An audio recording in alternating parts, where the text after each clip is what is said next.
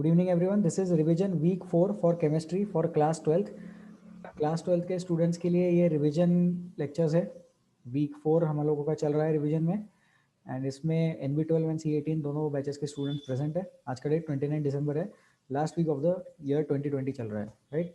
तो सबसे पहले हम लोगों को सरफेस केमिस्ट्री रिवाइज करना है। इस लेक्चर में हम 4 टॉपिक्स रिवाइज करने वाले: surface chemistry, chemical kinetics, electrochemistry and environment. Environment में बहुत कुछ बोलने को नहीं है मेरे पास, जो भी डाउट्स वगैरह रहेंगे अपन डिस्कस कर लेंगे। एंड सरफेस केमिस्ट्री से स्टार्ट करते हैं। तो सरफेस केमिस्ट्री सबसे पहले ये पॉइंटर्स है जो हम लोगों को डिस्कस करना है। एड्जॉर्प्शन एंड एब्जॉर्प्शन का डिफरेंस है, लैंग्वेज एड्जॉर्प्शन, आइसोथर्म के कुछ कंसेप्ट आप लोग डिस्कस करेंगे। कोलॉइड्स डिस्कस करना है हम लोगों को, और कोलॉइड्स के साथ में एक और कंसेप्ट होता है, there is one more concept with colloids. ये क्या हो रहा है पीछे, पीछे क्यों नहीं जा रहा है, चला गया पीछे। Along with colloids there is one more concept, catalyst. तो ये कैटालिस्ट कंसेप्ट भी हम लोग आज की क्लास में डिस्कस करने वाले हैं, ठीक है। तो एड्जॉर्प्शन एंड एब्जॉर्प्शन की थ्योरी में एड्जॉर्प्शन के बारे में ज़्यादा डिस्कस करना है, एब्जॉर्प्शन का इतना ज़्यादा कंटेंट नहीं है हमारे पास में। The accumulation of molecular species at the surface rather than in the bulk of solid और liquid is termed as adsorption. Simple सा कंसेप्ट, ठीक है। तो इसको हम लोग ऑर्गेनिक केमिस्ट्री के रिवीजन, ऑर्गेनिक केमिस्ट्री के रिएक्शन से एक्सप्लेन करेंगे। मान लो कि अपने पास में अल्कीन है। क्या है? अल्कीन है। अल्कीन क्या होता है? कुछ ऐसा होता है, R C double bond C, R1 R2 H लिख देते फॉर द टाइम भी।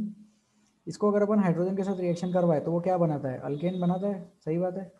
तो अल्केन बनाते हो कि यहाँ पे हम कैटलिस्ट लेते हैं, या तो निकल लेते हैं, या तो प्लेटिनम लेते हैं, या तो पैलेडियम लेते हैं, राइट। तो ये जो कैटलिस्ट होता है, ये कैटलिस्ट कंसेप्ट एक्सप्लेन करता है एड्जॉर्प्शन थ्योरी का। तो होता क्या है यहाँ पर,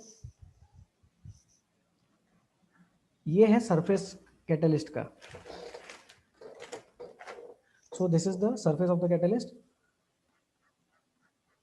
ये कैटलिस्ट के सरफेस में होते हैं छोटे छोटे गड्ढे। तो इसको अपन ऐसे एक्सप्लेन करेंगे, छोटे छोटे पोर्स है यहाँ पर, ऐसे बहुत छोटे छोटे माइन्यूट गड्ढे होते हैं, पोर्स है। उस पर क्या करते हैं अपन, यहाँ से हाइड्रोजन गैस पास करते हैं। तो हाइड्रोजन गैस क्या होता है, उस गड्ढों में ट्रैप हो जाता है। The hydrogen gas is trapped between the pores of the substance. Metal है, मेटल का सरफेस है, निकल, प्लेटिनम, पैलेडियम, रेने निकल बोलते हैं इस चीज़ को, राइट। तो हाइड्रोजन गैस उसमें ट्रैप हो जाता है। अब उसके ऊपर जब हम बाद में सेकेंड कंडीशन में अल्कीन पास करेंगे, तो मेटल का सरफेस जो है, मेटल का सरफेस एक साइट प्रोवाइड करता है। क्या प्रोवाइड करता है? साइट, एक जगह प्रोवाइड करता है जहां पे रिएक्शन हो सके। तो उस केस में जो मेटल सरफेस है वो क्या बिहेव कर रहा है? Metal surface is behaving as a catalyst. Catalyst क्यों बिहेव कर रहा है? क्योंकि it it does not undergo reaction by itself, वो रिएक्शन में पार्ट नहीं ले रहा है। उसने क्या किया, मेटल सरफेस पे हाइड्रोजन गैस का एड्जॉर्प्शन करा दिया, राइट। तो एक्यूमुलेशन ऑफ मॉलिक्यूलर स्पीशीज, कौन सी मॉलिक्यूलर स्पीशीज एक्यूमुलेट हो रही है हमारे एग्जांपल में? Hydrogen at the surface rather than in the bulk of the solid और liquid is termed as adsorption. तो जो मेटल के ऊपर जो हाइड्रोजन चिपका हुआ है वो अंदर तक नहीं गया, वो सिर्फ सरफेस पे अटका हुआ है। सरफेस पे अटका रहना मतलब एड्जॉर्प्शन। अगर बी लिखते हैं तो बी मतलब एब्जॉर्प्शन। एब्जॉर्प्शन में क्या होता है? Goes inside the bulk. तो B for bulk and B for absorption.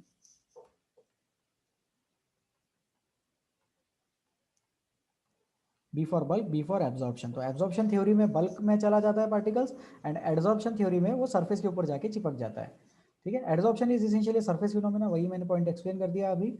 Solids particularly in finely divided states have large surface area and therefore charcoal, silica gel, alumina gel, clay, colloids, metals and finely divided state are good adsorbents. तो adsorbate होता है solute और adsorbent होता है solvent. तो adsorbate is the solute and adsorbent is the solvent. ये condition अपन समझे। Solute and solvent define होते हैं सॉल्यूशन के लिए, solute and solvent are defined for solution, and adsorbate and adsorbent are defined for the process of adsorption.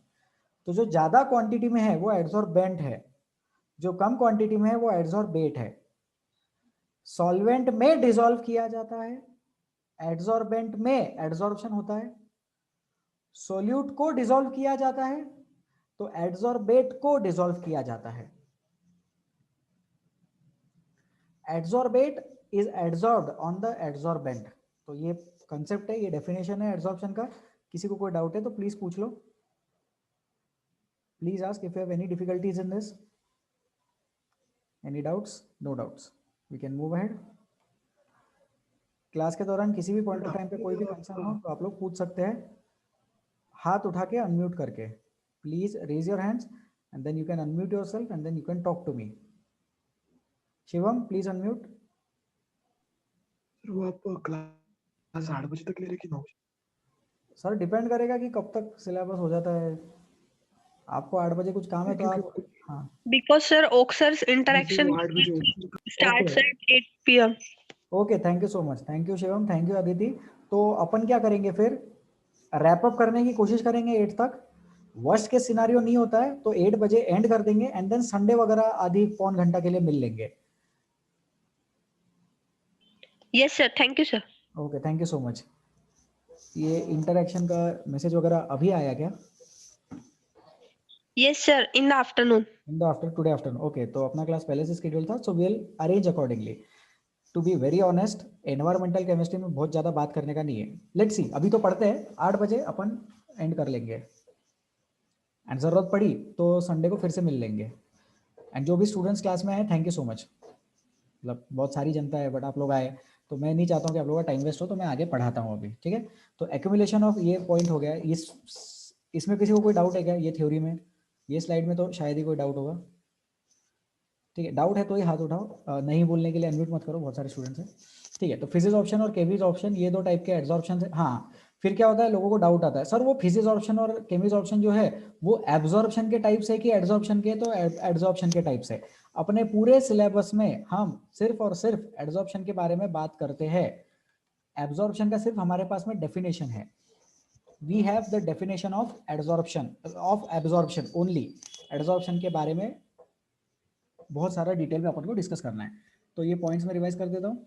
Physics option क्या होता है? It arises due to van der Waals forces. It is caused by chemical option. It is caused by chemical bond formation. है ना. अब chemical option जाहिर सी बात है chemical bond की वजह से हो रहा है. Physics option weak van der Waals forces की वजह से हो रहा है. तो ये जो होगा ये वीक होगा और ये जो होगा ये स्ट्रॉन्ग होगा.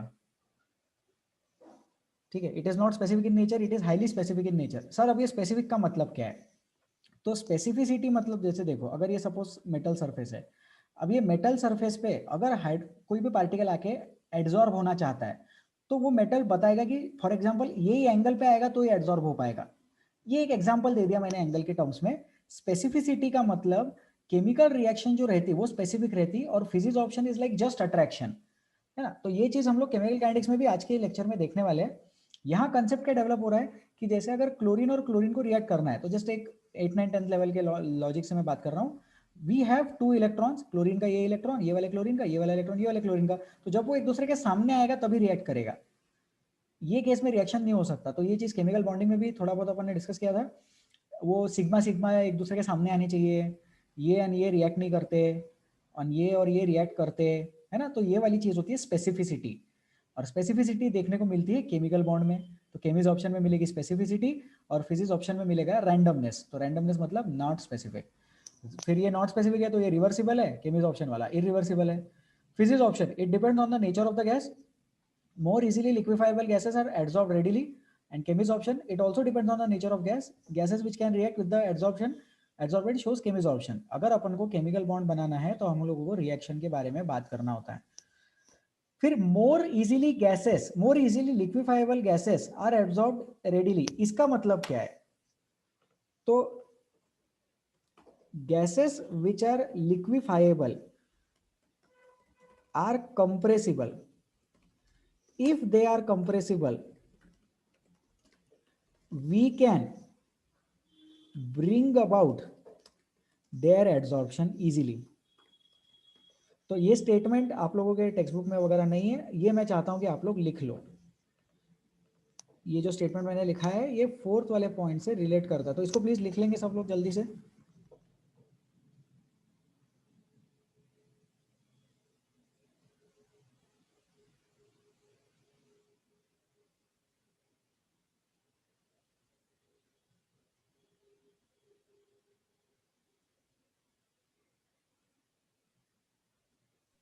Done sir.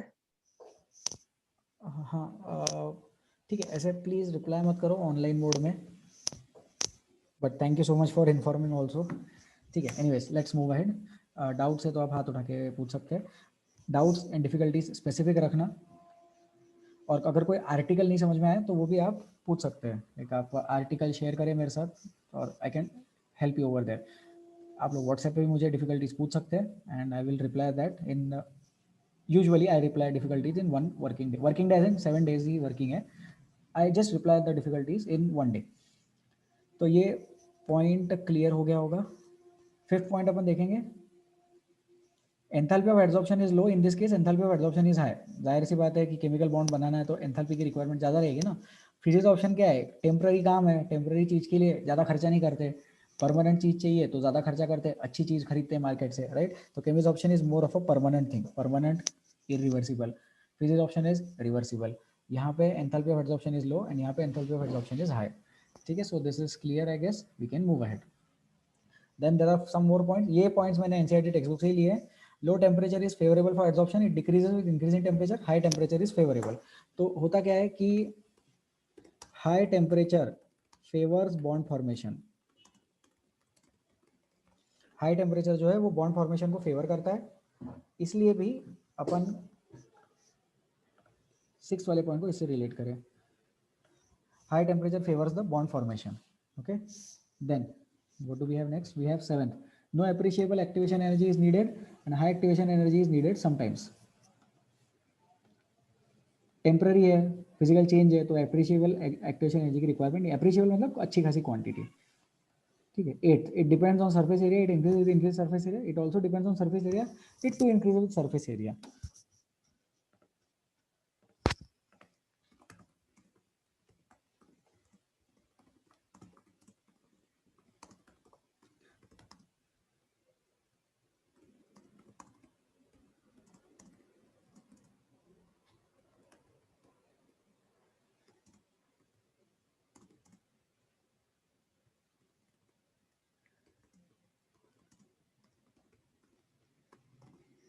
Overall adsorption increases surface area because the number of pores are increasing, are increasing चाहिए था यहाँ पे, is increasing गलत है बट चल जाएगा, because the number of pores are increasing। तो कोई भी टाइप का एडसॉर्प्शन हो, चाहे फिजिक्स ऑप्शन हो चाहे केमिकल ऑप्शन हो, वो उसका एरिया बढ़ता है, एरिया बढ़ता है तो उसका रेट बढ़ता है, the rate of adsorption increases. ठीक है, आई होप ये चीज़ क्लियर है सबको। 9th, it results into multi-molecular layers on adsorbent surface under high pressure, it results into unimolecular layer। तो 1 सेकेंड प्लीज। ठीक है, ये पॉइंट भी अपन को डिस्कस करना है यहाँ पे 9th वाला।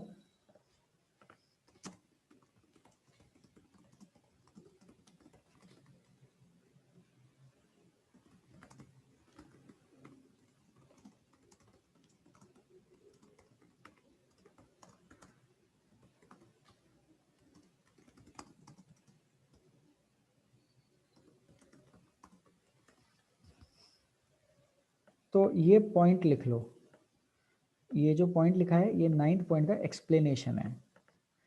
तो it is a good point, I don't think ये टेक्स्ट बुक में होगा। क्या होता है, टेक्स्ट बुक में सारी इन्फॉर्मेशन होती है लेकिन अलग अलग टर्म्स में होती है, तो अगर अपन सिंपल टर्म्स में किसी को वो लिखवा के दे दे या उसको पढ़ ले, कहीं पे रीड कर ले, लर्न कर ले, तो थोड़ा इजी हो जाता है। अब 9th वाले में it results in unimolecular layer, समझ में तो आता है कि यार ठीक है यूनिमोलिकुलर लेयर है, एक ही लेयर रहेगी, बराबर। तो अब एक लेयर क्यों रह रही है, क्योंकि रिएक्शन नहीं हो सकती ना। पहली लेयर है मेटल की, अब ये मेटल की लेयर में इतने जगह पर अगर एडसॉर्प्शन हो गया, तो यहाँ पे एडसॉर्प्शन हो गया मतलब यहाँ पे मॉलिक्यूल्स आके चिपक गए केमिकल बॉन्ड बना के, तो केमिकल बॉन्ड बना के अगर चिपक गए तो उस पर फिर से केमिकल बॉन्ड नहीं बन सकता। फिजिक्स ऑप्शन में क्या होता है, weak van der Waals force of attraction है, weak van der Waals force of attraction कितने भी लेयर तक करवा लो, 3-4 लेयर तक भी एडसॉर्प्शन हो पाएगा। तो जैसे ये अगर सपोज इसका साइड भी ओपन देखे तो ये है मेटल और ये है एक लेयर, तो ये क्या हो जाएगा, this is an example of chemical वाला। ठीक है, और ये है मेटल और ये है दूसरा लेयर, ये तीसरा लेयर, ऐसे 3-4 लेयर आ गए, तो ये हो गया फिजिक्स ऑप्शन वाला। तो आई होप जनता को ये पॉइंट समझ में आ रहा है। ये है 9th पॉइंट। तो डायग्राम से एक्सप्लेन कर दिया कि मल्टी मोलिकुलर लेयर और यूनिमोलिकुलर लेयर के बीच में क्या डिफरेंस है। आगे बढ़े, I hope this is easy, we can move ahead.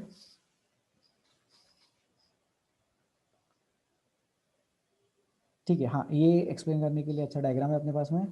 यहाँ पे देखो, ये एडसॉर्प्शन है और ये एब्जॉर्प्शन है, ये बेसिक वाला कंसेप्ट, लाइक स्टार्टिंग वाला difference between absorption and adsorption. Absorption में अंदर चले गए और एड्सॉर्प्शन में सिर्फ सरफेस पे चिपके हुए हैं, सरफेस के ऊपर चिपके हुए हैं, अंदर नहीं गए। एड्सॉर्प्शन अंदर नहीं गए एंड एब्जॉर्प्शन में अंदर तक चले गए, सब कुछ हो गया। ठीक है, ओके, एनी डाउट्स? क्यों खुद से चेंज हो रहा है? ठीक है, यहाँ तक कोई डाउट? चलो अपन आगे बढ़ेंगे। लैंग्वेज एड्सॉर्प्शन आइसोथर्म वाले कंडीशंस अपने को देखने हैं। एड्सॉर्प्शन आइसोथर्म, आइसोथर्म का मतलब टेम्परेचर कांस्टेंट है।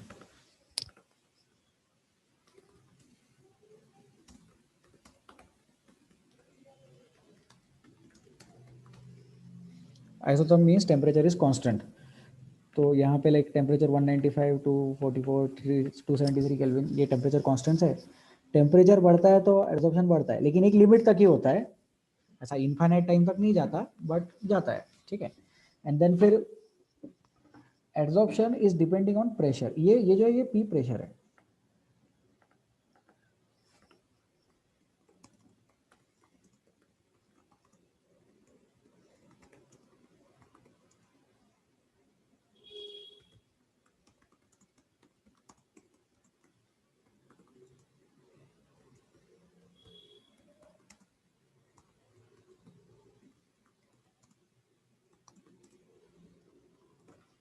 If we increase the pressure, more quantity of adsorbate per given quantity of adsorbent is adsorbed on the surface. ये जो m है, m ये given quantity है, this m is the given quantity of adsorbent। लिख भी देते हैं अपन यहाँ पे,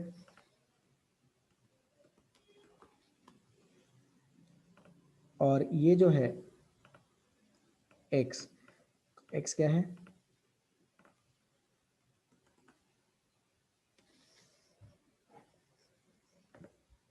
x is adsorbate, x is adsorbate and m is adsorbent।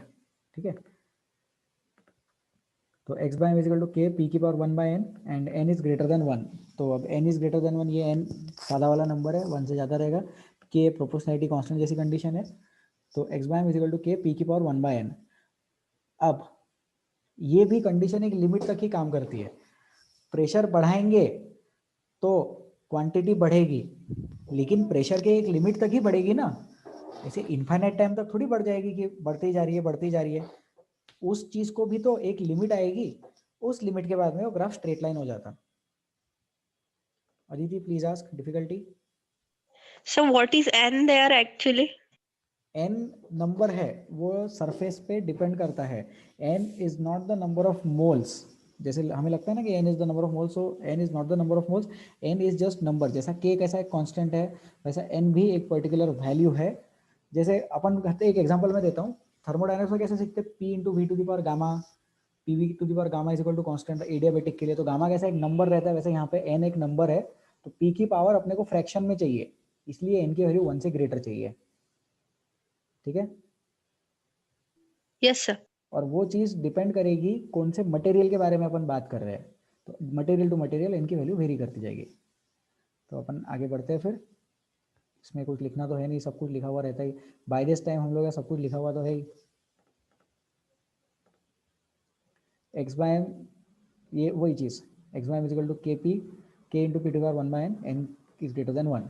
ठीक है, अब अगर अपन उसका लॉगरिथम ले ले, मैथ्स वालों को ईजी जाएगा, मेडिकल वालों को भी इजी जाएगा, ऐसा कोई प्रॉब्लम नहीं है। लॉग जब लेते हैं ग्राफ का तो वो ऐसा स्ट्रेट लाइन आता है। तो log of x by is equal to log k plus 1 by n log p. Sir ये कहाँ से आ गया?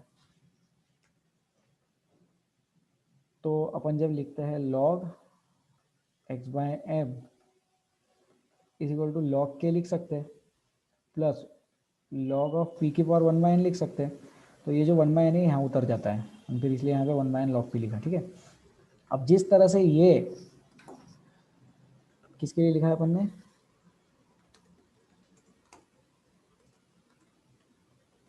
Pressure changes on gas on, pressure changes for gas on solid का एग्जांपल है। लाइक हम क्या बात कर रहे हैं, हम ये बोल रहे हैं कि अगर अपन प्रेशर वेरी करेंगे तो कितना क्वांटिटी एड्सॉर्ब हुआ वो वेरी करेगा। On varying the pressure P, the quantity adsorbed varies, बराबर। लेकिन अगर अपन लिक्विड सॉल्यूशंस की बात करें तो कॉन्सेंट्रेशन लिखना होता है।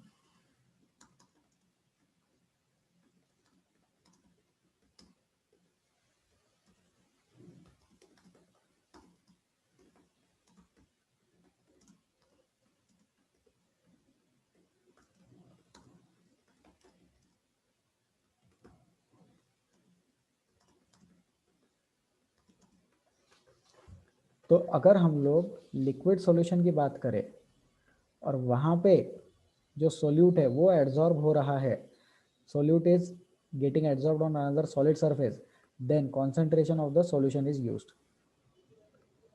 तो ये वाली condition, concentration of the solution is used, ठीक है। तो इसको लिख सकते हैं, then log of x1 is equal to log k plus 1 by log c, ये उसका ही log ले लिया, राइट। इसका अपन ने क्या कर दिया,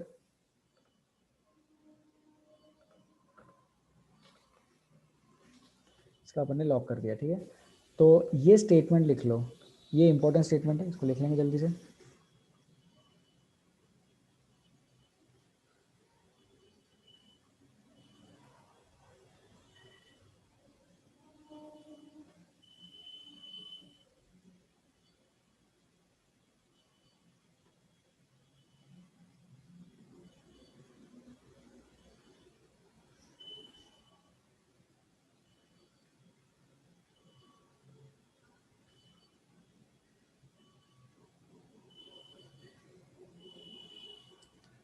लेट अस मूव अहेड, आगे बढ़ सकते हैं अपन, ठीक है। फिर ये सॉल्यूशन के बारे में एक पॉइंट है जो मैंने आपके टेक्स्ट बुक से ही लिया है, तो I can discuss this point with all of you over here. x1 is equal to k c की power 1 by n, sorry, x1 is equal to k c की power 1 by n, c is the equilibrium concentration, that is when adsorption is complete on taking logarithm of the above equation we have log x1 is log k plus 1 by c 1 by n log c। फिर वो plot वगैरह करेंगे, graph वगैरह बनाएंगे, right. वही वाली चीज़ यहाँ पे एक्सप्लेन की गई है।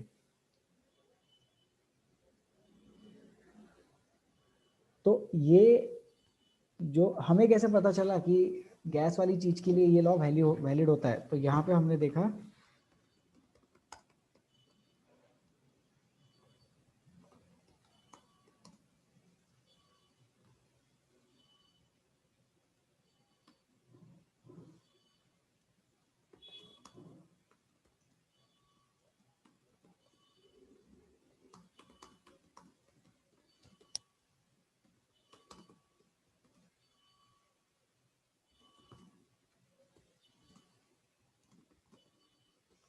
ठीक है, ये एक्सपेरिमेंटल ऑब्जर्वेशन है।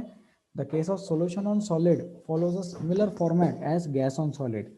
सॉल्यूशन ऑन सॉलिड का जो भी फॉर्मेट है वही फॉर्मेट गैस ऑन सॉलिड वाला भी फॉलो करता है। तो ये एक्सपेरिमेंटली ऑब्जर्व किया गया है। अपना काम क्या है, अपना काम है सिर्फ फॉर्मूला लर्न करना। तो ये फॉर्मूला लिख लेंगे, घोट लेंगे इसको, देन अब अपन कैटालिसिस पे आ गए। Because these are revision lectures, तो ऑब्वियसली हमें फर्स्ट ट्रैक बोर्ड में रिवाइज करना है। की कॉन्सेप्ट्स, जो भी इंपॉर्टेंट कॉन्सेप्ट्स है, की कॉन्सेप्ट्स है, वो अपन डिस्कस कर रहे हैं यहाँ पे। Catalysis, substances which alter the rate of chemical reaction and themselves remain chemically and quantitatively unchanged after the reaction are known as catalyst, and the phenomenon is known as catalysis। तो chemically and quantitatively दोनों words important है।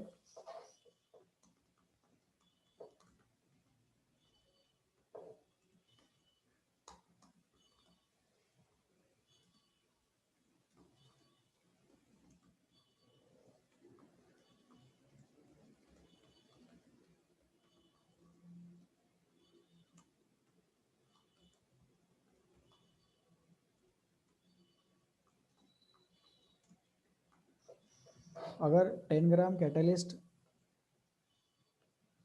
Reaction से पहले use किया गया है तो 10 ग्राम catalyst reaction के बाद होना चाहिए, ठीक है। So that is like a condition, okay. Let's move ahead. ये फिनोमिना कैटालिसिस है, डेफिनेशन है कैटालिसिस का। तो एक एग्जांपल के तौर पे यहाँ पे ऐसा डायग्राम जैसा बनाया है मैंने, कुछ एनिमेटेड स्लाइड से देख सकते हैं अपन। ये रिएक्टेंट है, ये कैटालिस्ट आया, फिर वो कैटालिस्ट रिएक्टेंट मिल के एक ऐसी चीज़ बन गई, फिर वो चीज़ ने कैटालिस्ट और प्रोडक्ट बनाया और कैटालिस्ट रीजनरेट हुआ। यहाँ पे अपन एक पॉइंट लिख सकते हैं,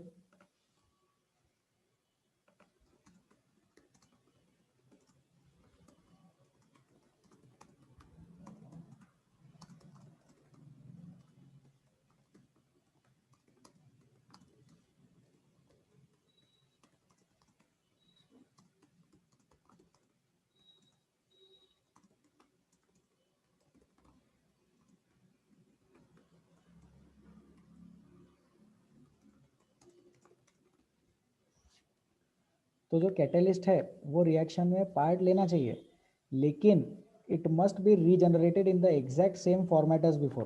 quantity should also be the same, quantity उसकी सेम रहनी चाहिए।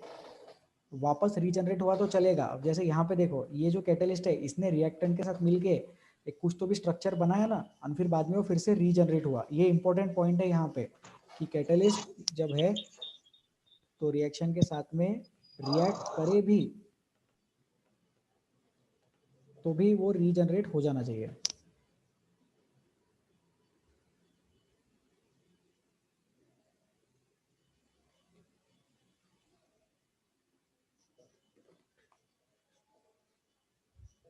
ठीक है, आगे बढ़े।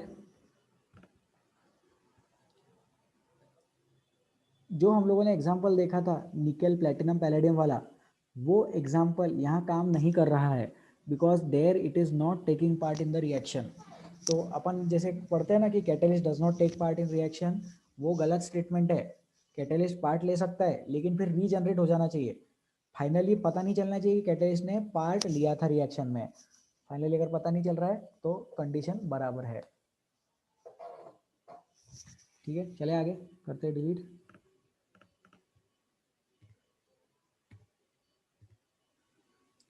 Generally, the decomposition of potassium chloride occurs at high temperature with slow reaction. To fasten this reaction, manganese dioxide, a catalyst, is used. तो ये high temperature पे रिएक्शन होती है, decomposition of potassium chloride. Potassium chloride KClO3, ज़्यादा temperature लगता है उसको।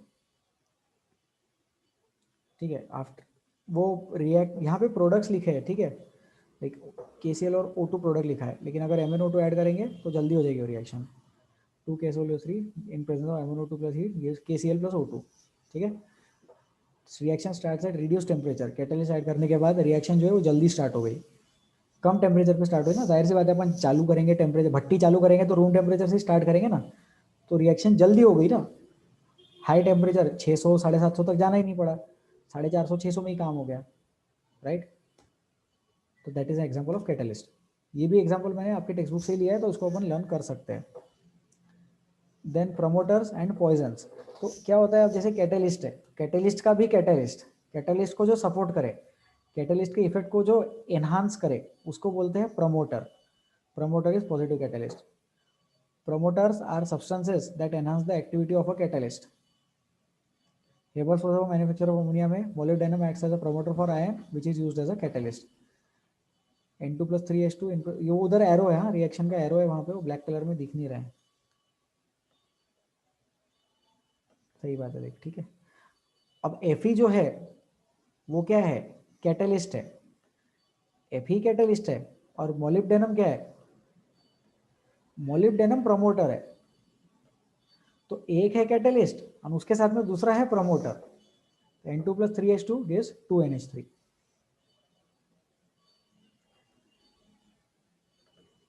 ठीक है, सो नेक्स्ट, फिर पॉइजन। जैसे पॉजिटिव कैटेलिस्ट है वैसे निगेटिव कैटेलिस्ट भी रहेंगे, तो then we have category of poison, negative catalyst.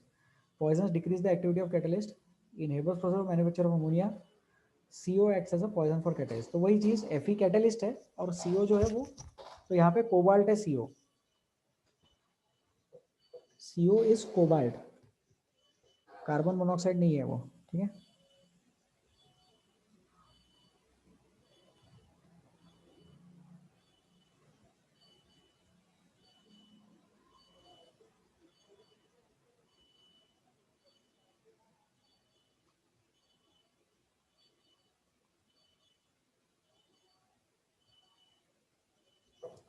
ठीक है, late us move ahead.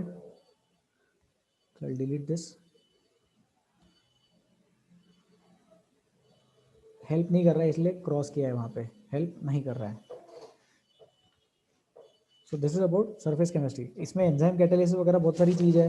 Colloids एक बहुत बड़ा आर्टिकल है, टाइप्स ऑफ कोलॉइड्स भी एक बहुत बड़ा आर्टिकल है, वो अपन ने यहाँ पे रिवाइज नहीं किया है। अगर आप लोगों को सरफेस केमिस्ट्री में कोई डाउट है तो आप लोग मुझे व्हाट्सएप पे अभी मैसेज कर सकते हैं, क्लास के बाद मैसेज कर सकते हैं, या फिर अभी आप क्लास में पूछ भी सकते हैं। सरफेस केमिस्ट्री किसी को कुछ डिस्कस करना है? Sir, बोलिए। Sir actually surface chemistry lesson ये अब तक नहीं हुआ है पेस में भी, तो मतलब चैप्टर ही नहीं हुआ है। पेस में भी नहीं हुआ है, और यहाँ पे सेफ हैंड्स में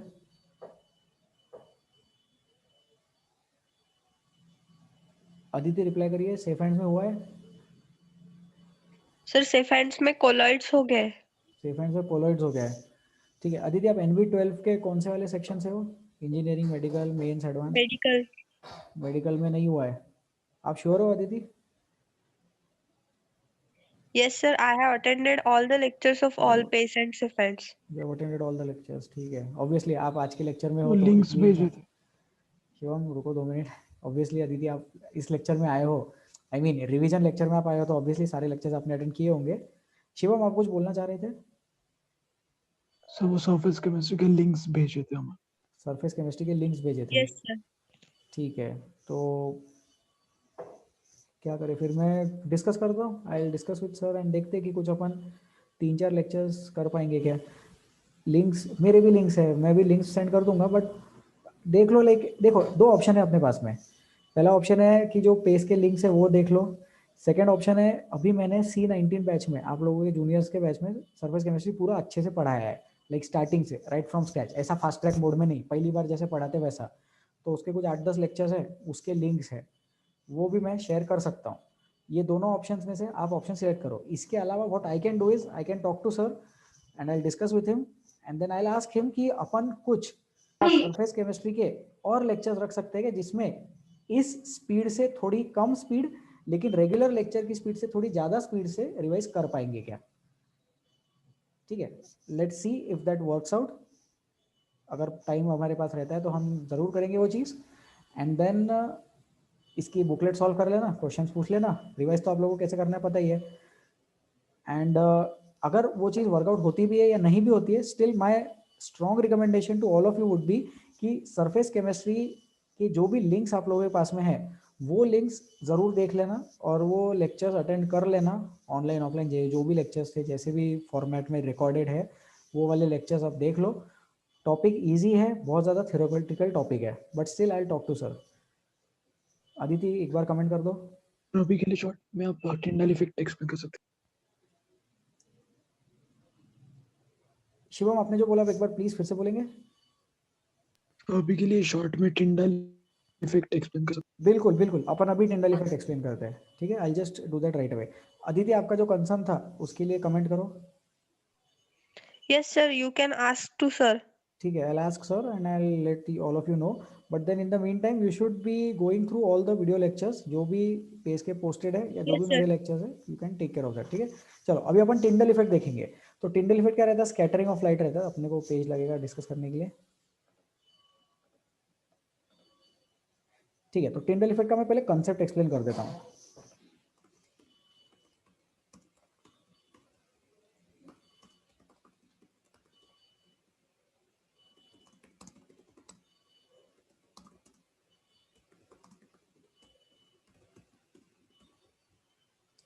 टिंडल effect, scattering of light due to dust particles. अभी ये जो है ये टिंडल इफेक्ट का एग्जाम्पल है, कंसेप्ट नहीं है, डेफिनेशन नहीं है, ये सिर्फ एक एग्जाम्पल है। तो अपन पहले देखते हैं टिंडल इफेक्ट होता क्या है। देखो क्या रहता है कि 3 टाइप की चीजें रहती, true solution, suspension and colloids, right. There are 3 types of things. True solution मतलब पार्टिकल साइज बहुत ही छोटा, इतना छोटा कि डिसॉल्व हो गया। फिर सस्पेंशन रहता है जो इतना बड़ा कि वो सेटल डाउन हो गया। और फिर रहते हैं कोलॉइड्स। तो कोलॉइड्स में क्या रहता है, पार्टिकल्स ठीक से डिसॉल्व भी नहीं है और ठीक से सेटल डाउन भी नहीं हुए, मतलब कुछ तो भी बीच में है। इंटरमीडिएट स्टेज है कोलॉइड्स, ठीक है। अब वो जो कोलॉइड का इंटरमीडिएट स्टेज है उसमें टिंडल इफेक्ट देखने को मिलता है। Tyndall effect is one of the properties. तो पहले तो अपन ये समझे कि कोलॉइड क्या होता है। कोलॉइड वो होता है जो इंटरमीडिएट स्टेज दिखाता है, ट्रू सॉल्यूशन से बड़े पार्टिकल्स और सस्पेंशन से छोटे पार्टिकल्स जो रहेंगे उसको बोलते हैं कोलॉइड पार्टिकल्स। ट्रू सॉल्यूशन से बड़े रहेंगे और सस्पेंशन से वो पार्टिकल्स छोटे रहेंगे, that thing is called as colloid particle and colloid particles show Tyndall effect, ठीक है। तो मिल्क इज अ कोलॉइड। अब इमेजिन करो, मैं डायग्राम बना रहा हूं। इमेजिन करो कि ये अपने पास में जैसा कंटेनर है, ये कंटेनर में मिल्क है। मिल्क कौन से कलर का लेते हैं, सपोज चलो रेड कलर का मिल्क ले लेंगे फॉर एग्जांपल। हाँ, और ये यहाँ से लाइट आ गया, दूसरे कलर का लेते क्या, ठीक है। मान लो कि फॉर एग्जांपल ऐसा ये लाइट आ गया, ग्रीन कलर में मैंने लाइट दिखाया है। अब ये अगर ट्रू सॉल्यूशन होता तो ये लाइट यहां से चला जाता और अपने को यहां से देखने वाले को पता भी नहीं चलता। समझ पा रहे हो आप? मतलब यहां से लाइट का बीम गया, ये नहीं पता चलता अगर ये ट्रू सॉल्यूशन होता तो। शुगर इन वाटर होता तो नहीं पता चलता। नहीं सर, लेकिन वो शुगर इन वाटर में हमने करके देखा था फिर भी हुआ नहीं वो। ऐसा इसलिए क्योंकि वाटर में बहुत सारी डिजॉल्व एंड अनडिजॉल्व इंप्योरिटीज रहती है। आप अगर एकदम प्योर वाटर लोगे और फिर उसमें शुगर डिजॉल्व करोगे और अच्छे से पूरी तरह से शुगर डिजॉल्व हो गया तो वो चीज ट्रू सॉल्यूशन है। तो ट्रू सॉल्यूशन टिंडल इफेक्ट नहीं दिखाता है। कोलॉइड क्या करते हैं? टिंडल इफेक्ट दिखाते हैं। तो उसके जैसे क्या होता है, ये जो बीम ऑफ लाइट है, ये जो पाथ दिखता है, ये पाथ अपने को दिखाई देता है यहां से।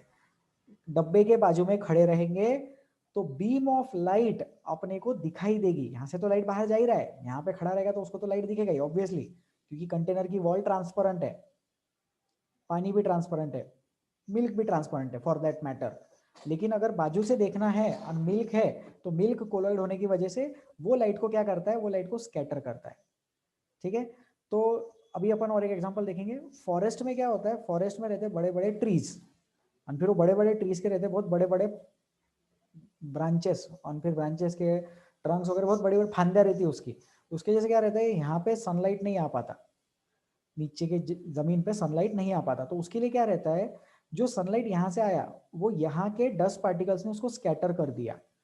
तो हम ये समझे कि डायरेक्ट सनलाइट नहीं पहुंचा नीचे, स्कैटर किया हुआ सनलाइट पहुंच रहा है नीचे। तो scattering of light due to dust particles, dust particles की वजह से जो लाइट स्कैटर होता है उसको बोलते हैं टिंडल इफेक्ट। और एक अपन एग्जांपल देखेंगे। आप लोगों ने देखा होगा अगर अंधेरा रूम है, जैसे एक ही डोर है, एक ही विंडो है घर में, और डोर अपन ने बंद करके रखा और विंडो थोड़ी खुली है, हल्की सी खुली है, ऐसा एक फिल्म ऑफ लाइट आ पा रही है, जैसे एक ऐसा लेयर ऑफ लाइट आ पा रही है रूम के अंदर, और अपन वो रूम में खड़े या बैठे हैं, दिन का टाइम है, दोपहर का टाइम है, तो सनलाइट अंदर आएगा। तो सनलाइट की ऐसी एक रे नहीं आती, ऐसे लेजर लाइट के जैसी रे नहीं आती, एक फिल्म ऑफ लाइट जैसे सोचो, ऐसे पर्दे के जैसा लाइट आ रहा है, थोड़ा सा विंडो का शेफ्ट खुला है हल्का सा, तो वो लाइट रूम के अंदर आया, लेकिन उसकी वजह से पूरा रूम इल्यूमिनेट हो गया, जैसे थोड़ा सा लाइट रूम के अंदर फैल गया। क्यों फैला? क्योंकि रूम में ऑलरेडी डस्ट पार्टिकल्स थे, वो डस्ट पार्टिकल्स हमें उस फिल्म ऑफ लाइट में दिखाई देते। अरे सोचो, अगर फिल्म ऑफ पार्टिकल होती ही नहीं तो वो लाइट का बीम या लाइट का ऐसा पर्दे के जैसा लाइट नहीं दिखाई देता, ये समझने की कोशिश करें। अब उसमें और एक छोटा सा एक्सपेरिमेंट, अगर अपने पास में चादर है या तकिया है और उसको अपन उस लाइट के पास में जैसे ऐसे टैप कर दे या ऐसे झटक दे तो वहां ज्यादा डस्ट पार्टिकल्स दिखते, तो रूम में थोड़ा सा ज्यादा लाइट हो जाता। अब ये सोचने में अजीब लग रहा होगा, लेकिन मैं जो बोल रहा हूँ अगर आप इमेजिन करें तो टिंडल इफेक्ट समझ में आ जाएगा। केमिस्ट्री में एक चीज हमेशा याद रखना कि सामने वाला जो एग्जाम्पल देता है वो एग्जाम्पल अगर लॉजिकल नहीं भी लगा, लेकिन वो एग्जाम्पल के पॉइंट ऑफ व्यू से सोचे तो कंसेप्ट समझ में आ जाएगा। तो 10 पार्टिकल्स अगर बढ़ जाएंगे तो रूम में लाइट हल्का सा ज्यादा दिखाई देगा। Again that is an example of Tyndall effect. तो टिंडल इफेक्ट का कंसेप्ट क्या है? Scattering of light is टिंडल effect. Scattering of light happens in colloid particles. Scattering of light does not happen in true solutions, and scattering of light may happen. Scattering of light may happen in suspensions. Suspension में वो चीज हो सकती है, suspension का मालूम नहीं है, depending on the suspension decide करते हैं कि टिंडल इफेक्ट होगा कि नहीं होगा। तो एग्जैक्ट कंसेप्ट समझ में आ गया, और मैंने एक मिल्क का एग्जांपल बताया और डस्ट पार्टिकल्स का भी एग्जांपल बताया। शिवम कमेंट करेंगे, डाउट पूछेंगे? सर वो मतलब डिस्पर्स फेस की वजह से स्कैटरिंग होता क्या? डिस्पर्स फेस, डिस्पर्स मीडियम, हाँ बराबर। डिस्पर्स फेस जो रहता वो रहता सोल्यूट जैसा, उसकी वजह से स्कैटरिंग होता, एकदम बराबर। मिल्क के अंदर है फैट के पार्टिकल्स, अपन ऐसा बोलते हैं fat particles are dispersed in water, ऐसा बोलते हैं ना अपन मिल्क के लिए। शुगर सॉल्यूशन के लिए क्या बोलते हैं? Sugar is dissolved in water बोलते हैं, लेकिन milk particles are dispersed in water. लेकिन मड के लिए क्या बोलते हैं? Mud particles are suspended in water. समझ में आ रहा है? सोच पा रहे हो आप लोग? सस्पेंडेड इन वाटर मतलब सस्पेंशन, डिस्पर्स इन वाटर मतलब कोलॉइड्स, एंड डिसॉल्व मतलब ट्रू सॉल्यूशन। तो वो जो फैट के पार्टिकल्स है या वो जो पार्टिकल्स डिस्पर्स्ड है वो पार्टिकल्स लाइट को रिफ्लेक्ट करते हैं।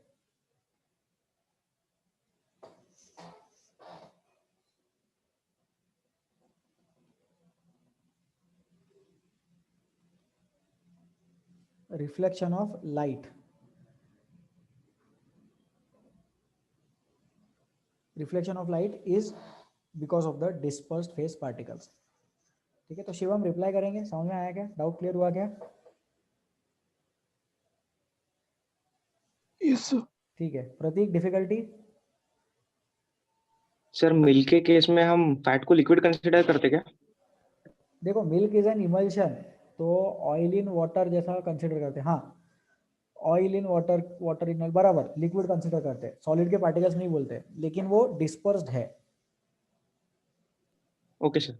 है ना। मतलब अभी जरूरी थोड़ी कि सॉलिड के पार्टिकल ही डिसॉल्व होंगे या सॉलिड के पार्टिकल ही डिस्पर्स होंगे या सॉलिड के पार्टिकल ही सस्पेंड होंगे। जैसे अल्कोहल इन वाटर में अल्कोहल डिसॉल्व हो गया, तो फैट इन वाटर में फैट डिस्पर्स हो गया कोलॉइड में। तो आई होप ये चीज क्लियर है सबको। Yes sir. ठीक है, ओके गुड।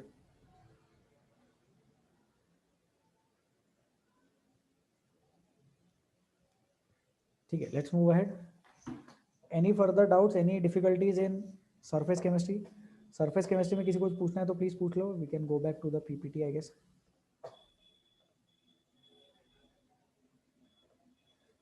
ठीक है, any doubts in surface chemistry, please ask. No doubts?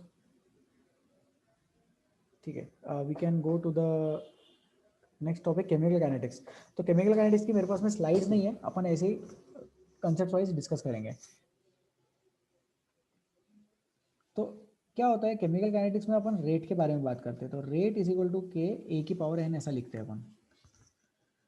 ठीक है, कोई एक रिएक्शन ले लो, ए गिव्स प्रोडक्ट पी। तो ए क्या है? A is the reactant and P क्या है? P is the product. और ए के सपोज जैसे एक्स मोल्स ले लिया, तो ये जो एन है वो एन एक्स हो भी सकता है, एन एक्स के इक्वल नहीं भी हो सकता, दैट एंटायरली डिपेंड्स, है ना। तो ये जो एन रहता है, ये एन को अपन बोलते हैं order, order of the reaction is n, order is represented by n. A is the concentration, A is the concentration of reactant. K को बोलते हैं रेट कांस्टेंट। अब स्टूडेंट्स को ना हमेशा कंफ्यूजन होता है रेट में और रेट कांस्टेंट में, तो इस चीज का अपन ध्यान रखें। Rate constant is different from rate. ये है रेट ऑफ रिएक्शन, लाइक ये है एक्चुअल रेट ऑफ रिएक्शन, ठीक है, ये रेट ऑफ रिएक्शन है और ये रेट कांस्टेंट है, हो जाएगा ये। तो दोनों में सबसे इंपॉर्टेंट डिफरेंस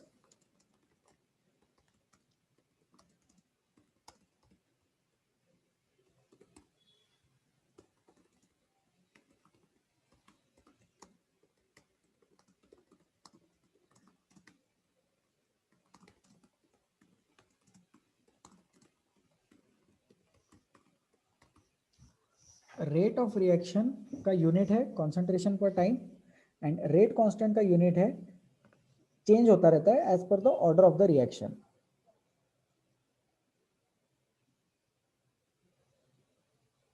तो लिख लेंगे इस चीज को जल्दी से, फिर अपन आगे बढ़ेंगे।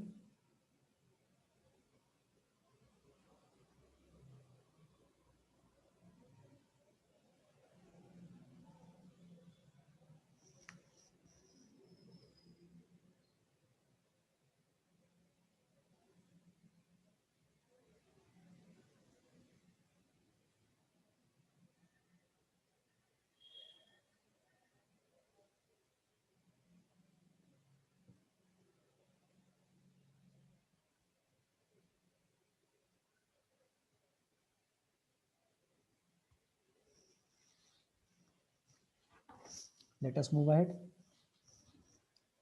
अब अगर कोई एक अपन रिएक्शन कंसीडर करते हैं, let us consider any reaction, जैसे A moles of A react with B moles of B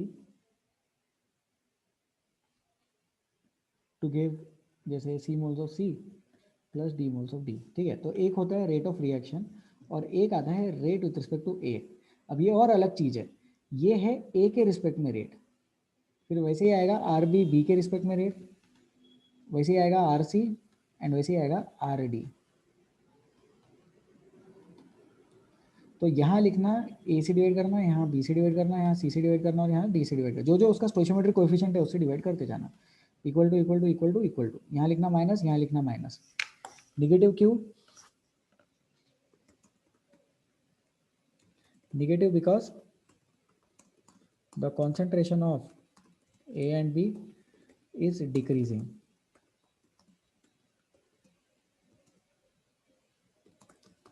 as the reaction proceeds। तो ये देख के हमें समझ में आता है कि जो rate with respect to A है and rate with respect to B है और जो बाकी के दो है उनका यूनिट भी क्या रहेगा? कॉन्सेंट्रेशन पर टाइम रहेगा। उनका यूनिट भी कॉन्सेंट्रेशन पर टाइम रहेगा। और इसमें सोचने वाली बात, rate is change in concentration upon change in time या फिर डीसी बाई डी टी। किसी भी चीज का रेट बोलो, पढ़ाई करने का रेट, एक घंटे में कितने क्वेश्चन सॉल्व किए, कितने पेजेस की थ्योरी पढ़ी, कितने टॉपिक्स कवर हुए, anything divided by time is rate. Rate का मतलब किसी भी चीज को टाइम से डिवाइड करना। तो फिजिक्स में जब अपन स्पीड की बात करते हैं तो डिस्टेंस लिखते हैं, वेलोसिटी की बात करते हैं तो डिस्प्लेसमेंट लिखते हैं। तो यहाँ पे हम लोग रेट लिखेंगे change in concentration upon change in time के रिस्पेक्ट में। ओके, ठीक है। Any doubts please ask. And then we have rate minus r A by A minus r B by B r C by C and r D by D. उनका भी unit concentration per time ही रहेगा obviously, ठीक है। We can move ahead. Then फिर अब क्या होता है, कुछ कुछ डिफरेंट टाइप के रेट्स अपने को देखने को मिलते हैं। तो अपने पास में like zero order, first order and second order रहता है। उसमें भी जीरो और फर्स्ट ऑर्डर के बारे में अपने को ज़्यादा डिस्कस करना होता है, सेकेंड ऑर्डर के बारे में इतना अपन नहीं स्टडी करते हैं। तो जीरो ऑर्डर में इक्वेशन लिख लेते हैं। अब इक्वेशन की कोई बात नहीं है, इक्वेशन तो क्या है, टाइम पास चीज़ है। Are is equal to k, फिर यहाँ आ जाएगा आर इज इक्वल टू के ए की पावर 1, इधर आ जाएगा आर इज इक्वल टू के ए की पावर 2। लेकिन इसके पीछे का अपन सिग्निफिकेंस समझे। Let us try to understand the significance behind these three concepts. तो मैं एक क्वेश्चन पूछूंगा, आप लोगों को उसका आंसर सोचना है एंड देन फिर हाथ उठा के मुझे आंसर देना है। क्वेश्चन ध्यान से सुनेंगे एंड आंसर देने के लिए just raise your hands, please do not unmute directly, दूसरे लोगों के लिए सोचने का अपन मौका दे। तो क्वेश्चन ध्यान से सुनो। एक पॉन्ड है, पॉन्ड समझ में आता है सबको, पानी का डबका। एक पॉन्ड है, पॉन्ड में पहले दिन एक गुलाब का फूल है। पॉन्ड में गुलाब नहीं होता, कमल उगता है, ठीक है। पॉन्ड में पहले दिन एक कमल का फूल है, दूसरे दिन 2 है, तीसरे दिन 4 हो गए, चौथे दिन 8 हो गए, देन 16, देन 32, देन 64, ऐसे बढ़ते गए बढ़ते गए बढ़ते गए। 30th डे पे जब मंथ एंड होता है, 30वें दिन पे जब महीना खत्म हो गया, तो 30th डे पे पॉन्ड जो है वो पूरी तरह से फुलफिल हो चुका है। उसकी जितनी कैपेसिटी थी वो पूरी फुलफिल हो चुकी है। Pond is completely filled now, ठीक है। तो पॉन्ड अगर कंप्लीटली फिल्ड है तो आधा कब फिल हुआ होगा? द क्वेश्चन इज कौन से दिन पे पॉन्ड आधा फिल हुआ होगा?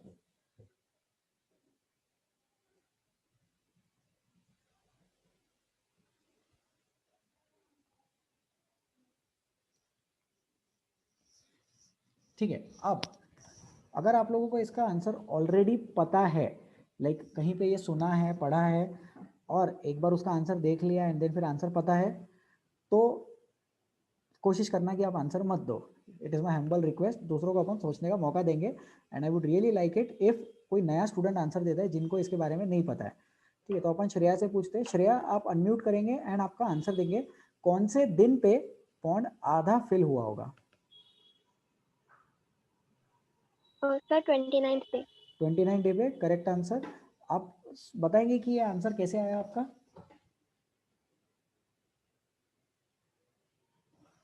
सॉरी, आप अनम्यूट कर सकते हैं अभी। Sorry, go ahead.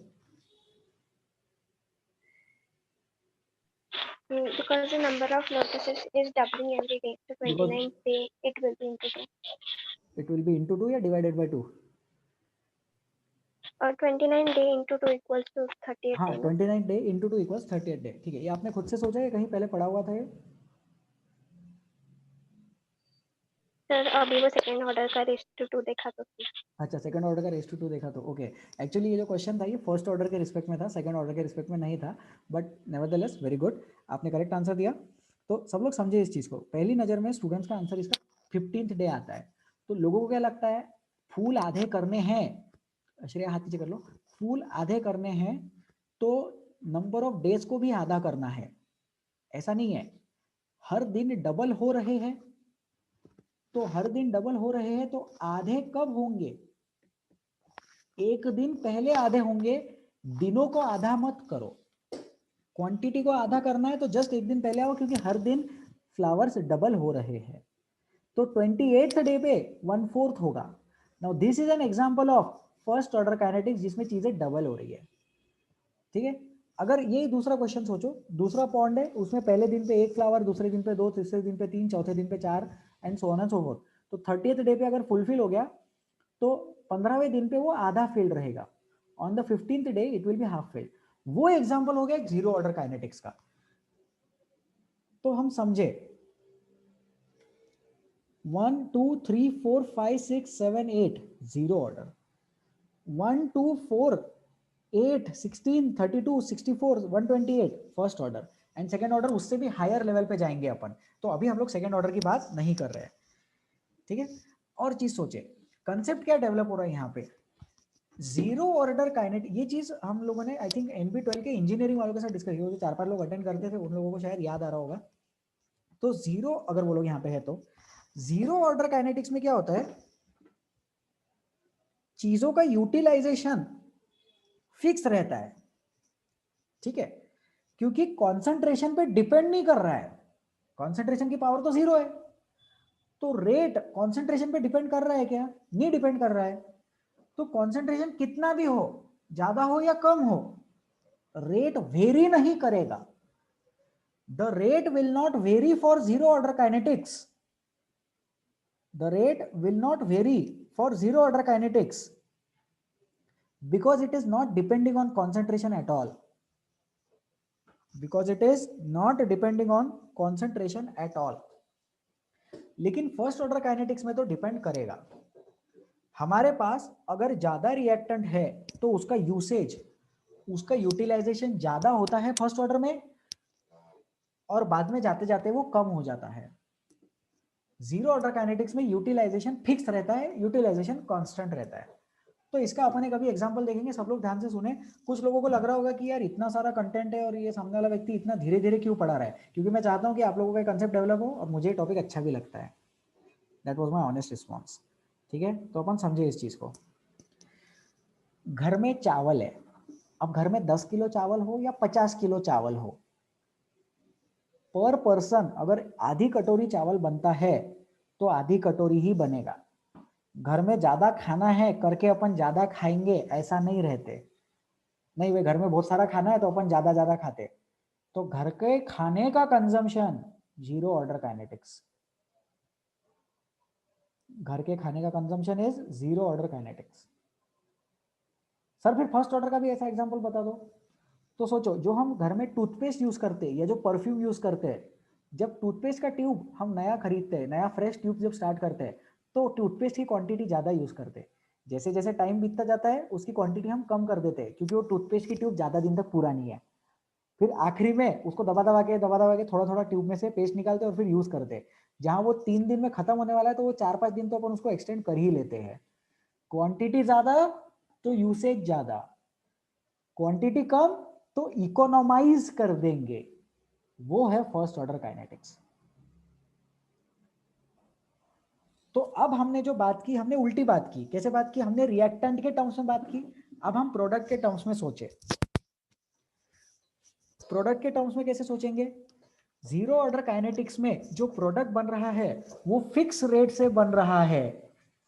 First order kinetics में पहले बहुत सारा प्रोडक्ट बन गया और बाद में प्रोडक्ट का क्वांटिटी कम कम होता गया।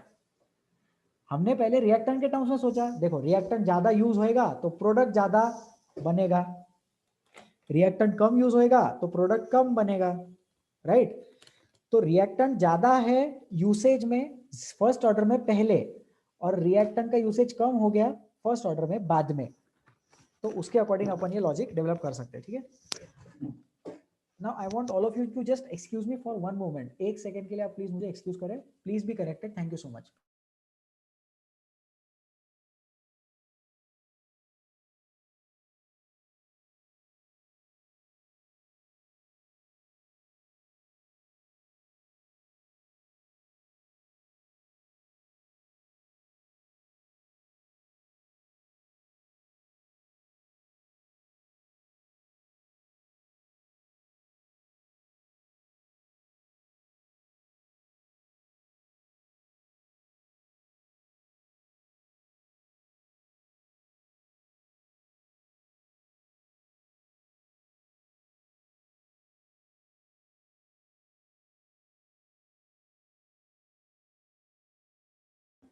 Okay, thank you so much for waiting. Please raise your hands if you can hear me. आवाज सुनाई दे रही है तो प्लीज अपना हाथ उठाएं। बस 2-3 लोगों की आवाज दे रही है क्या? ठीक है, you can lower your hands now, thank you. तो फर्स्ट ऑर्डर काइनेटिक्स में रेट इज इक्वल टू के और फिर कॉन्सेंट्रेशन की पावर तो ये नहीं। अब अपन ने कंसेप्ट वाइज डिस्कस कर लिया कि फर्स्ट ऑर्डर काइनेटिक्स में पहले बहुत प्रोडक्ट बना और बाद में प्रोडक्ट का क्वांटिटी कम कम होता जा रहा है, तो वो ग्राफ से आप रिलेट कर सकते हैं। और जीरो ऑर्डर काइनेटिक्स में ग्राफ से रिलेट कर सकते हैं तो वो स्ट्रेट लाइन जाएगा। हाँ, और जीरो ऑर्डर वाले में खत्म हो जाता, रिएक्टेंट खत्म हो जाता, फर्स्ट ऑर्डर में रिएक्टेंट कभी भी खत्म नहीं होता।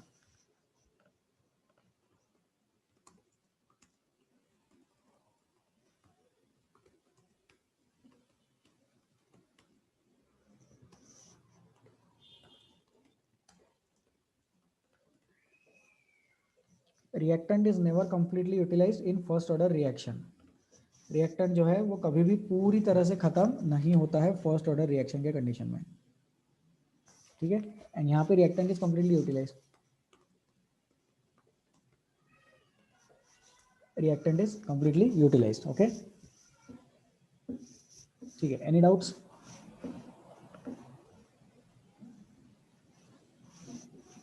किसी को पूछना है प्लीज आस्क, ठीक है, वेरी गुड। देन अब अपन फॉर्मूले डिफाइन करेंगे और सेकंड ऑर्डर के लिए ग्राफ वगैरह जाने दो, सिर्फ ये याद रखना कि वो ए का पावर 2 है, मतलब यहाँ पे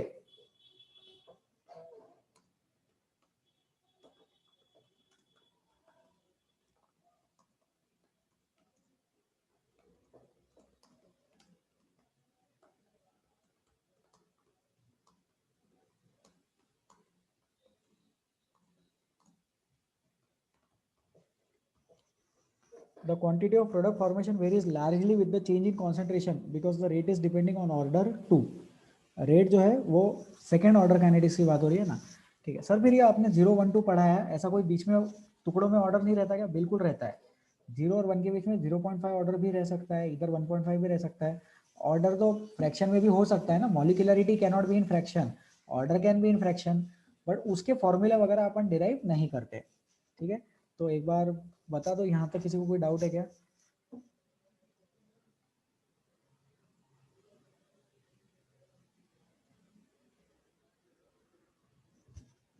please ask if you have any difficulties, any doubts, any concerns in this. नहीं है, आगे बढ़ते हैं, ठीक है।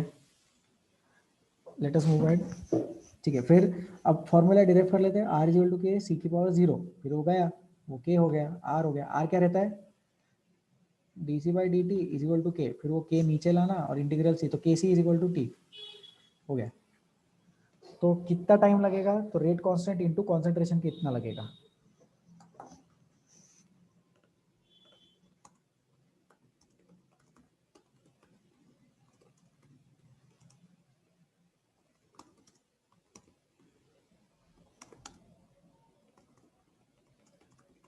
कुछ गलत हो रहा है। k is equal to t नहीं, k is equal to t by c कैसे? k is equal to c by t आना चाहिए, ये गलत है।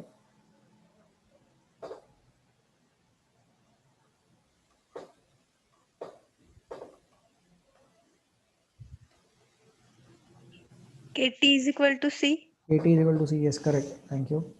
kt इक्वल्स c, ठीक है। तो k का यूनिट क्या रहेगा? कॉन्सेंट्रेशन अपॉन टाइम रहेगा। फिर इसमें t हाफ कितना रहेगा? इसमें t हाफ रहेगा c by 2 k, t half is equal to c by two k. फिर इसका टी 3/4 भी लिख सकते हैं, 3c/4 के। इसका टी 100% भी लिख सकते हैं। कितना टाइम लगेगा, जितना कॉन्सेंट्रेशन है पूरा अपॉन टाइम के भी पूरा, क्योंकि ये रिएक्शन पूरी तरह कंप्लीट होती है। पूरी तरह कंप्लीट होने के लिए 100% रिएक्शन खत्म होने के लिए t 100% is equal to c by k. T 100% equals c by k. तो ये पॉइंट्स आप लोग लिख लेंगे।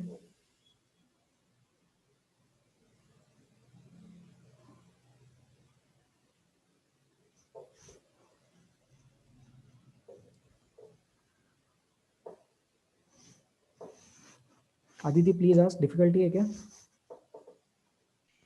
सर वो कॉर्नर में लास्ट में क्या लिखा है, मतलब T3/4 है क्या? हाँ, T 3/4 is equal to 3c/4 के। जितना ओके अपने को रिएक्टेंट यूज करवाना है उसको कितना समय लगेगा, तो सी बाई के सामने वो वाला नंबर लिख लेना, ठीक है। बट ये फॉर्मूले सिर्फ जीरो ऑर्डर के लिए लिख सकते हैं। This formulae can only B use for zero order reactions. ये चीजें सिर्फ जीरो ऑर्डर के लिए चलेगी।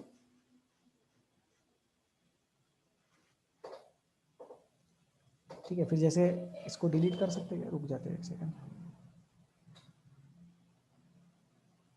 देन अगर अपने को टी 8/9 पूछा है तो 8/9 के लिए क्या लिखेंगे, 8c/9 के। T 8/9 is equal to 8c/9 के इज द आंसर। 8c/9 के। Any doubts? Any doubts? Please ask. No doubts.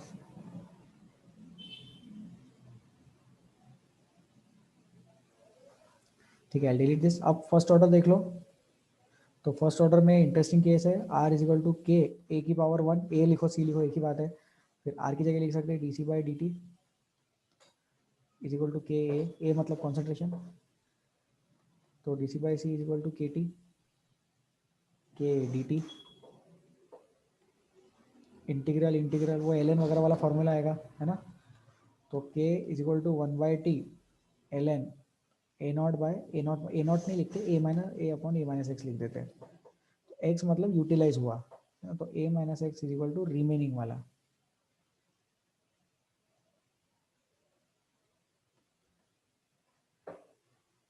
a-x मतलब रिमेनिंग वाला, और x मतलब कंज्यूम्ड वाला, यूज्ड वाला।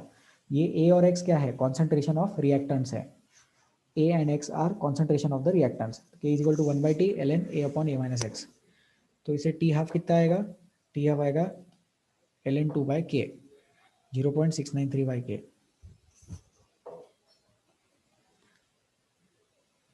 इसमें t 100%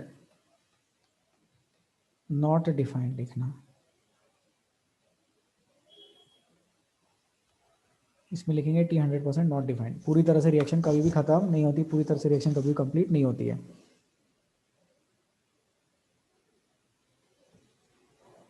सर। बोलिए। Sir will you please explain both this equation? ठीक है, ये दोनों equations, sorry can you say that again please. Sir के वाला इक्वेशन और टी हाफ वाला इक्वेशन एक बार फिर से एक्सप्लेन कर सकते हैं? बिल्कुल कर सकते हैं। स्टार्टिंग से देखेंगे अपन। फर्स्ट ऑर्डर रिएक्शन की बात हो रही है। फर्स्ट ऑर्डर रिएक्शन का मतलब क्या है, r इज इक्वल टू के ए की पावर 1। ये 1 क्यों आया, क्योंकि फर्स्ट ऑर्डर रिएक्शन ऑर्डर उसका 1 है। r की जगह क्या लिख सकते हैं, r की जगह लिख सकते हैं dc/dt। तो मैं अच्छी हैंडराइटिंग में dc/dt लिख देता हूँ, इधर k लिखता हूँ और इधर c फॉर कॉन्सेंट्रेशन, एक ही बात है। ये c इधर जाएगा, dt उधर जाएगा, तो क्या लिख सकते हैं dc/c इज इक्वल टू के dt। अब अपने को क्या करना है, इसको इंटीग्रेट करना है, तो इंटीग्रेटिंग बोथ साइड्स 1/c का इंटीग्रल ln c रहता, ln c is equal to k t. फिर उसमें वो यूनिट्स लगाते हैं 0 से t टाइम तक के, है ना। तो फॉर्मूला क्या बनता है, फॉर्मूला बनता है k is equal to 1/t। जान दो, अपन ने फॉर्मूला t के टर्म्स में लर्न किया होगा। तो t is equal to 1/k ln a0/at। at मतलब कितना बच गया, लेकिन बहुत सारे बुक्स में, वेबसाइट्स में, रिसोर्सेस में ये स्टैंडर्ड फॉर्मूला ऐसा लिखा रहता, t is equal to 1/k ln a/a-x। तो a-x और at एक ही बात है। x है रिएक्टेंट कितना कंज्यूम हुआ, और a है रिएक्टेंट कितना ओरिजिनली प्रेजेंट था। फिर अब अगर मुझे इसमें टी हाफ डिफाइन करना है, मतलब अगर 100 मोल्स लिए तो 50 मोल्स खत्म करने के लिए कितना समय लगेगा, तो 1/k टी हाफ के लिए x की वैल्यू a/2 हो जाएगी, तो x की जगह a/2 पुट करना, a माइनस a/2 हो जाएगा, वो 2 ऊपर चला जाएगा, a कट जाएगा तो ln2, तो वो चीज़ आ जाती है 0.693/k। ln2 की वैल्यू 0.693/k, तो अपन लिख सकते हैं t half is equal to 0.693/k। ये वैल्यू लिख लेंगे, लर्न कर लेंगे। फिर अपने को ये भी समझ में आ रहा है कि जो टी हाफ है वो ओरिजिनल कॉन्सेंट्रेशन पे डिपेंड नहीं कर रहा। T half for first order does not depend on original concentration. तो कितना भी क्वांटिटी क्यों ना हो, टी हाफ जो है वो सेम ही रहेगा, मतलब आधा करने को उतना ही टाइम लगने वाला है अपने को। ये किसके लिए, फर्स्ट ऑर्डर के लिए। लेकिन सेकेंड ऑर्डर के लिए देखो, सेकेंड ऑर्डर के लिए क्या है, T half for second order, sorry for zero order depends on original concentration. T half for zero order depends on original concentration. सोचो घर में ज्यादा चावल है तो ज्यादा दिन टिकेंगे ना, ज्यादा दिन टिकेंगे मतलब उसका टी हाफ आधे चावल, जैसे 50 किलो है तो 25 किलो होने में जितना टाइम लगा, और 5 किलो है तो 2.5 किलो होने में जितना टाइम लगा वो सेम थोड़ी रहेगा। कंजम्पशन का रेट फिक्स होने की वजह से ज्यादा क्वांटिटी ज्यादा समय तक टिकेगी, क्योंकि कंजम्पशन का रेट फिक्स है जीरो ऑर्डर में। लेकिन अगर हम ये बोलेंगे कि हमारा कंजम्पशन का रेट ही फर्स्ट ऑर्डर जैसा है, ज्यादा क्वांटिटी रही तो ज्यादा खाएंगे, तो ऑब्वियसली चीजें जल्दी खत्म होंगी। तो T half for first order does not depend on original concentration. क्यों, क्योंकि फॉर्मूला से पता चल रहा है ln2/k 0.693/k। ठीक है, एनी डाउट्स? अदिति एक बार रिप्लाई कर दो। सर हाँ बोलिए। तो फर्स्ट ऑर्डर में क्या हम ऐसा बोल सकते कि टी हाफ पे मतलब हाफ कंजम्पशन होगा? टी हाफ का मतलब ही वही है कि हाफ कंजम्पशन होगा। अगर 1000 मोल्स लिए तो 500 मोल करने के लिए जितना टाइम लगा उसको बोलते टी हाफ। फिर 500 मोल से 250 मोल करने के लिए भी उतना ही टाइम लगेगा टी हाफ, क्योंकि फर्स्ट ऑर्डर की बात हो रही है। चमका Aditi? Yes sir. Okay thank you. ठीक है, किसी और को कोई डाउट है क्या इसमें? This is regarding first order kinetics. तो फर्स्ट ऑर्डर काइनेटिक्स में ln2/k रहता है टी हाफ, ठीक है, और टी हाफ का मतलब ही है आधा करना है। फिर एक पॉइंट अपन यहां लिख सकते हैं, T 100% not defined for first order. First order reaction never goes to completion. तो never goes to completion मतलब उसका टी हाफ कभी भी डिफाइन नहीं होने वाला। टी हाफ नहीं, T 100%, sorry. First order condition के लिए T 100% is never defined.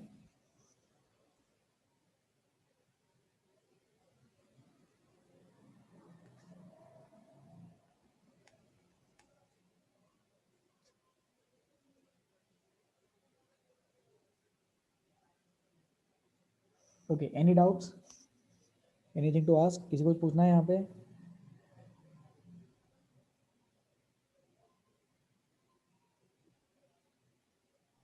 Sir पर टी हाफ का इंडिविजुअल वैल्यू तो जीरो ऑर्डर और फर्स्ट ऑर्डर दोनों में सेम ही रहेगा ना? टी हाफ का क्या बोला आपने, एक बार फिर से बोलेंगे?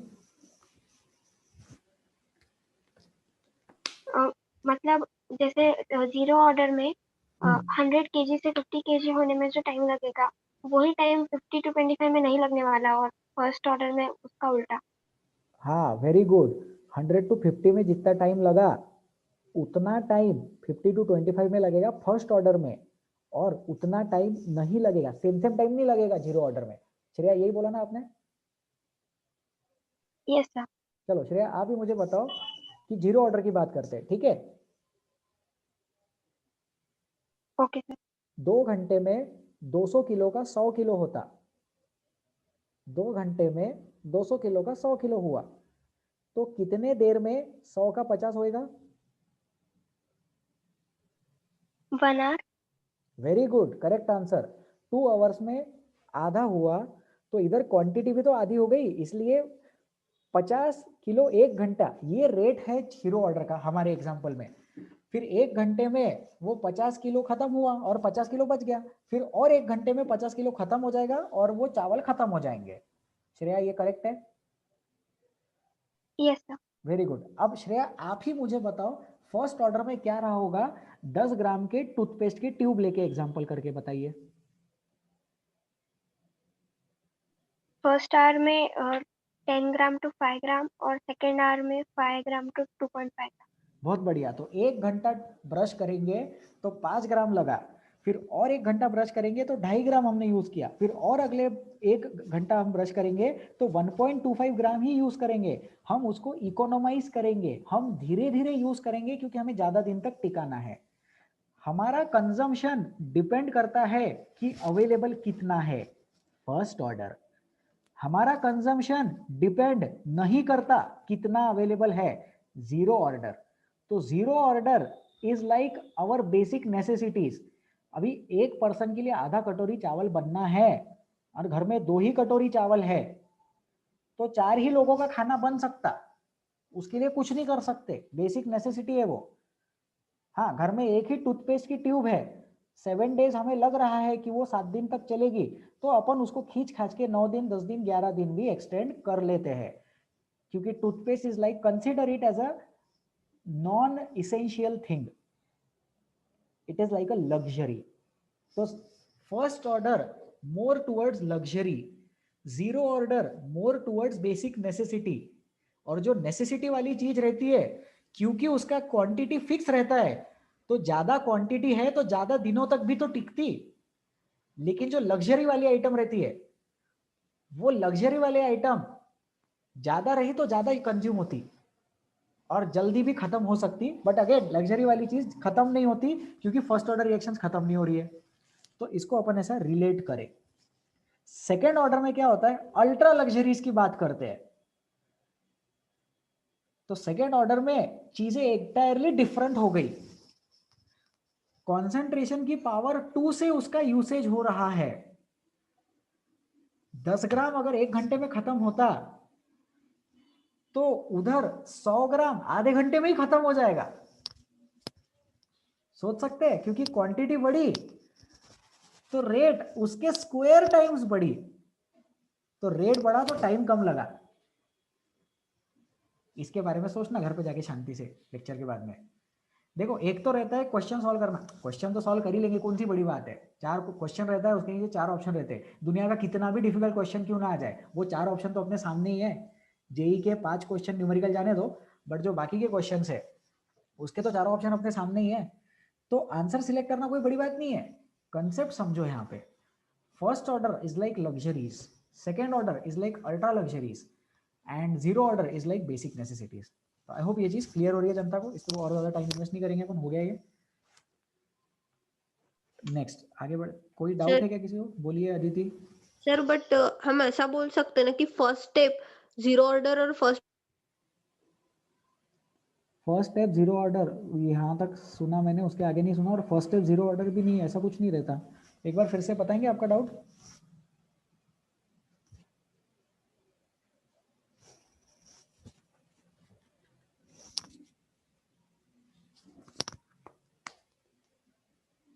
अदिति, आपका डिफिकल्टी एक बार फिर से एक्सप्लेन करेंगे?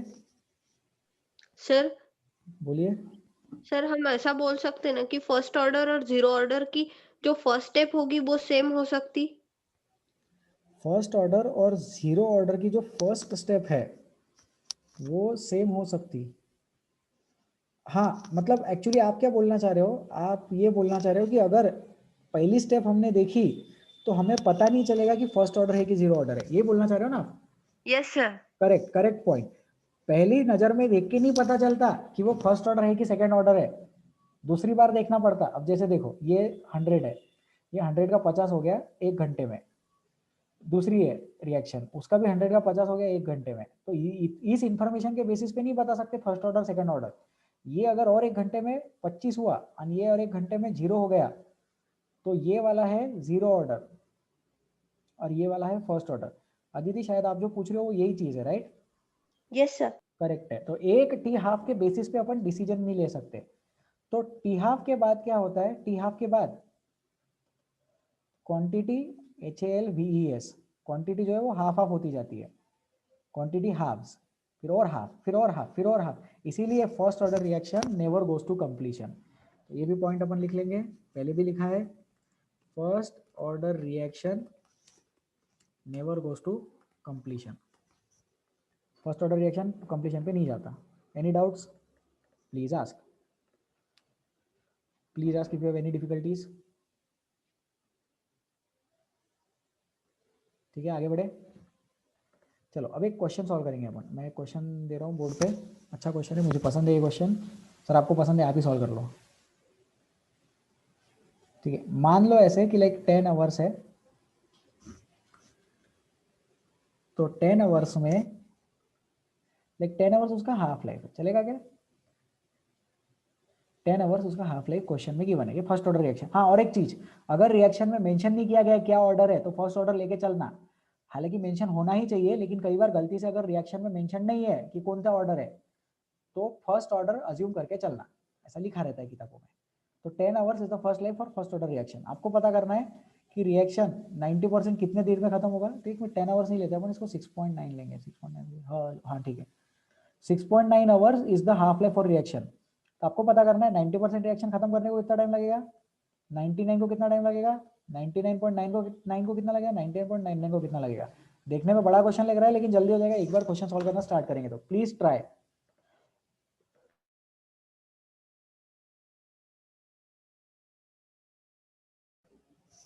Please try to solve this question.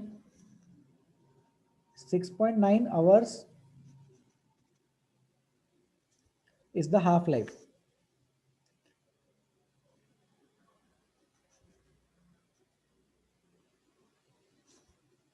Ninety percent, 99%, 99.9% and 99.99%, कितना टाइम लगेगा?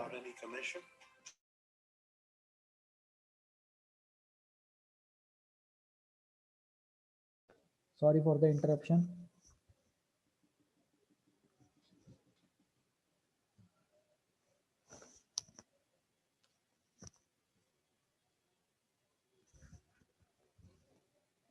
Please solve. आंसर देने के लिए हाथ उठा सकते हैं, बाद में सॉल्व करके बताएंगे।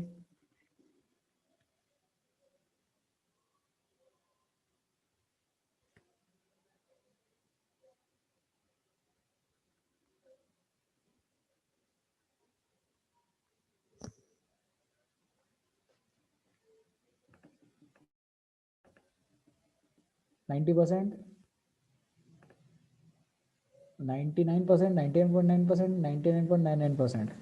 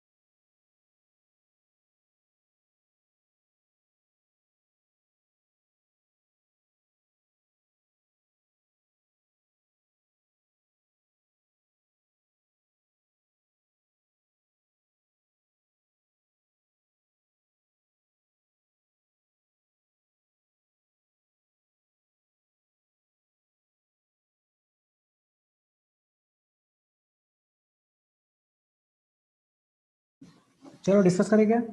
I will solve this for you. एक काम करते हैं, 90% में सॉल्व करता हूँ अपन, फिर आगे आप लोग 99% वाला खुद से ट्राई करना। तो 9 आवर्स उसका टी हाफ गिवन है और फर्स्ट ऑर्डर काइनेटिक्स की बात हो रही है, तो फर्स्ट ऑर्डर काइनेटिक्स का फॉर्मूला लगाएंगे, t half is equal to 0.693 by k, right. तो के कितना है, के पता करना है, टी हाफ कितना है, 9 गिवन है, 9 नहीं 6.9 होगा वो, हाँ ठीक है, दिख नहीं रहा था, 6.9 इज इक्वल टू 0.693 अपॉन के। तो के कितना आ गया, 10 आ गया क्या, नहीं 0.693 अपॉन 6.9, के आ गया 0.1, ठीक है। तो के हम लोगों का 0.1 आ गया यहाँ पे। अब देखते हैं तो 90% को कितना टाइम लगेगा, तो t is equal to 1 by k ln a upon a minus x, तो उसको 80 लिख सकते, a नॉट लिख सकते और 80 लिख सकते। k लिखेंगे 0.1 ln a नॉट कितना 1 लेते हैं और 80, तो 80 क्या रहेगा कि पहले 90% वाला सोचते हैं, 90% यूज हो गया तो बचा कितना 10%, तो 10% मतलब 10 अपॉन 100 मतलब 0.1, ठीक है। तो ये चीज कितनी आ गई 1 बाय 0.1 ln 10 आ गई। तो 90% के लिए कितना टाइम लगेगा,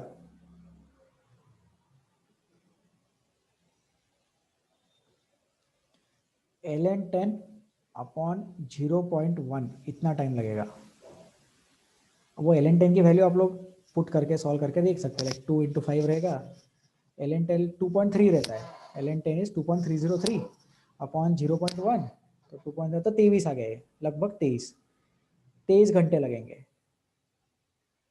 तो ऐसे ही आप लोगों को 99% का सॉल्व करना है। I am giving you some time, please solve this question, it is very important. अच्छा क्वेश्चन है, इसको ट्राई करें।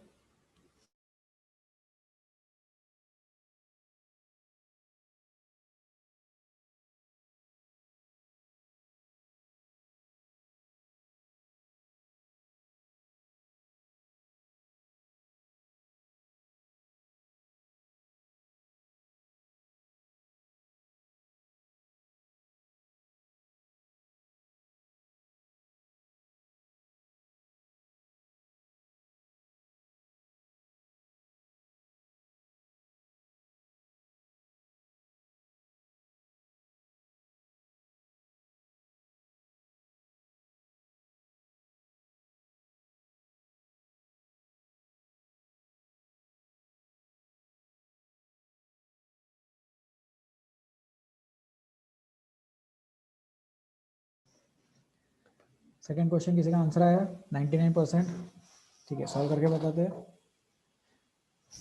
सॉरी,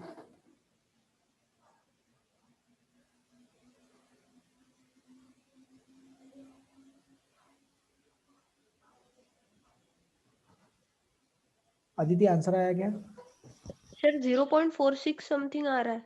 आवर्स में? Yes sir. थोड़ा गलत लग रहा है नहीं आपको, जैसे 90% को अगर 23 घंटे लग रहे हैं तो 99% को 23 घंटे से ज्यादा टाइम लगना चाहिए ना, कैलकुलेशन में थोड़ा एरर हो रहा है आपके, ठीक है।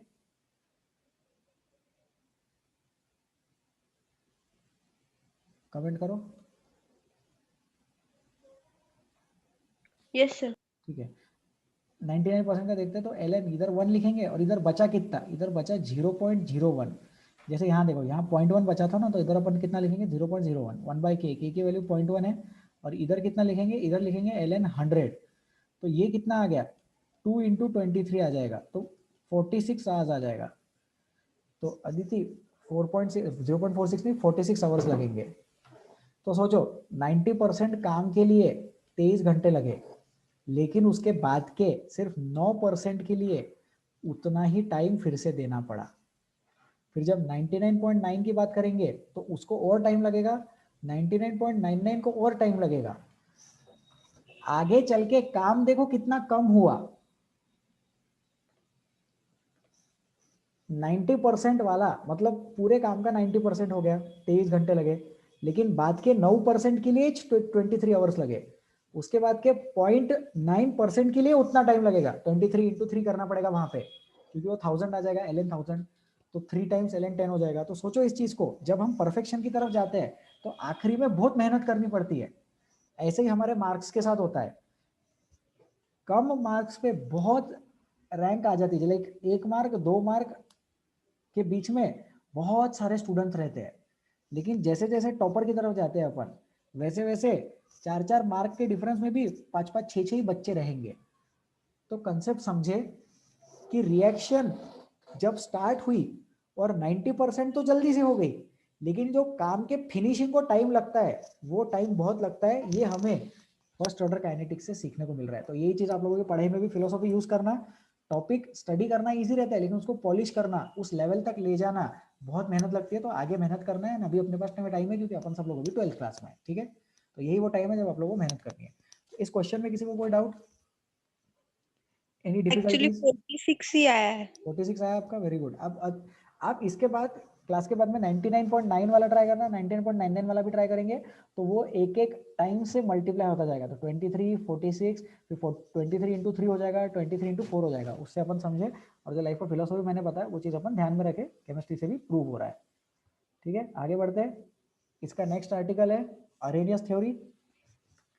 तो अरेनियस थ्योरी के बारे में, अरेनियस थ्योरी सर वैसे 99% के लिए क्या आंसर आया था? 99% के लिए 46 आया, 99 के लिए आपका कितना आया? सर मेरा 230 आया। नहीं 230 आया नहीं, आपने ln 100 लिया ना। वो देखो इधर, ln 100 को 2 ln 10 लिखते हैं, ये मालूम है क्या आपको? श्रेया जी रिप्लाई। Yes sir. तो फिर वो 2 टाइम्स हो जाएगा ना। ये देखो, ये तो पिछले वाले का ही यस सर। आंसर है। आप चमक गया आपको, है ना। Yes sir, got it, sorry. Very good, no problem, very good, good. Let us move ahead.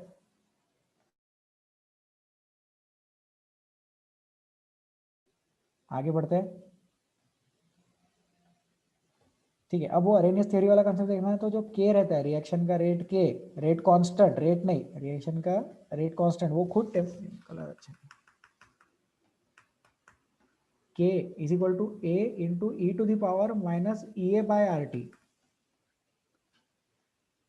ये है temperature dependency of rate constant.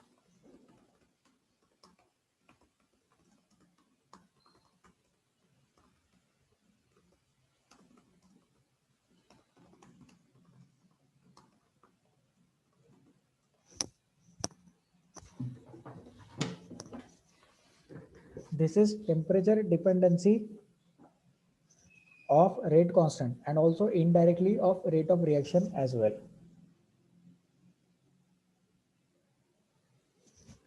ठीक है, तो इसको लिख लो।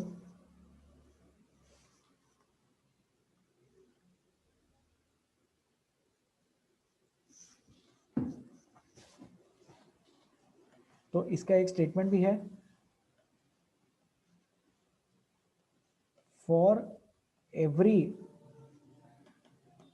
10 degree rise in temperature,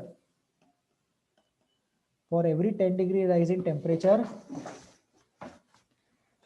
k का वैल्यू 2 to 3 times हो जाता है।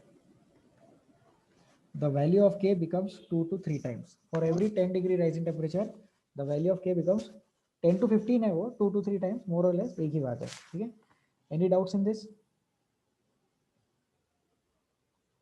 Please ask if you have any difficulties, any concerns. No doubts? ठीक है, और एक इसमें point,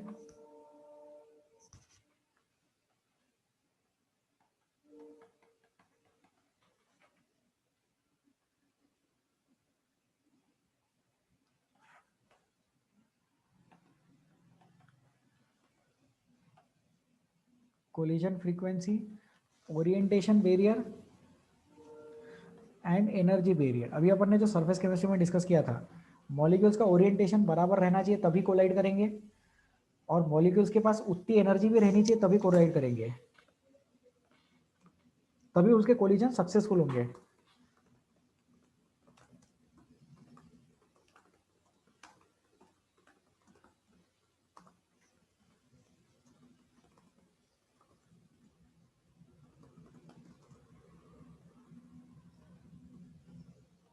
If the molecules are able to overcome these two barriers, then only they are counted in effective collisions.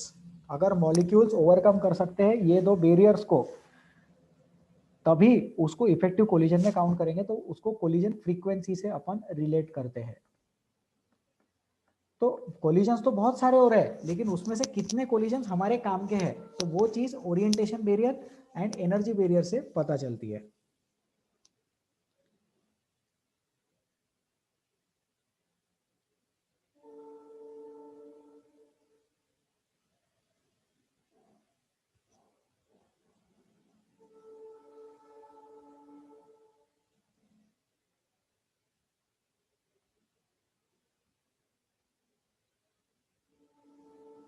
Any doubts please ask.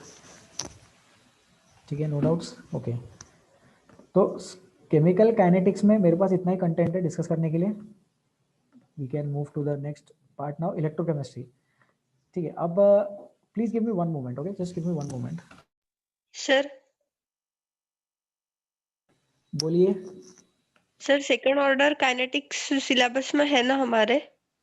Syllabus में है, but उसका सिर्फ formula learn कर लेना। डिस्कस करना है क्या वो?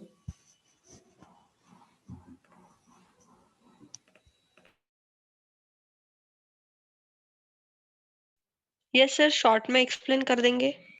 बिल्कुल। तो उसका फॉर्मूला मुझे लर्न नहीं है, तो give me one moment. And मुझे लर्न इसलिए नहीं क्योंकि उसके क्वेश्चंस नहीं आते।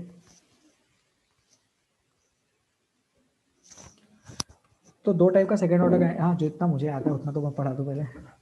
दो टाइप के सेकंड ऑर्डर काइनेटिक्स होते हैं, आर इज इक्वल टू के, ए की पावर 1 बी की पावर 1। एंड दूसरा फॉर्मेट है आर इज इक्वल टू के ए स्क्वायर। ठीक है, ये आर इज इक्वल टू के ए स्क्वायर में क्या है, ए की पावर 2 है, और यहाँ पे first order with respect to A and then first order with respect to B, these are the two examples. ठीक है, तो इसका लाइक रेट का formula 1/a concentration, and I be honest with all of you, net पे देख के बता रहा हूँ मैं ये formula. So this is like original constant, the A naught is original,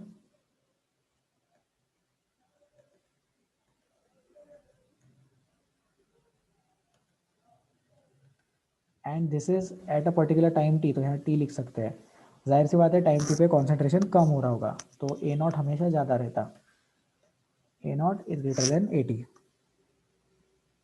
ठीक है, एंड देन इसका टी हाफ कितना रहता है, ये लर्न कर लेना, जो टी हाफ का फॉर्मूला है ये प्लीज लर्न कर लेना के। हाँ, ये एक पॉइंट मैं बताना भूल गया था, जो टी हाफ रहता है वो डाइप्रोपोर्शनल टू रहता है ए की power 1 minus n k, 1 minus n, where n is the order. तो ये बहुत इंपॉर्टेंट है पॉइंट। जैसे फर्स्ट ऑर्डर में टी हाफ डिपेंड ही नहीं करता, सेकेंड ऑर्डर में टी हाफ इनवर्सली डिपेंड करता है, देखो ऐसा।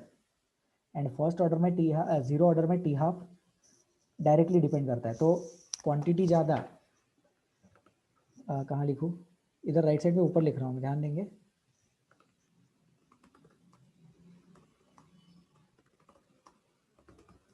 क्वांटिटी ज़्यादा तो टी हाफ ज़्यादा, इसको क्या बोलते हैं,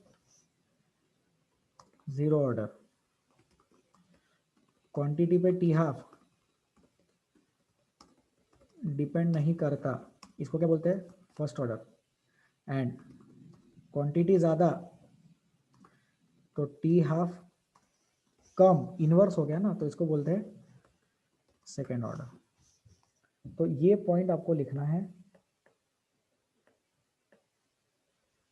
1 सेकेंड।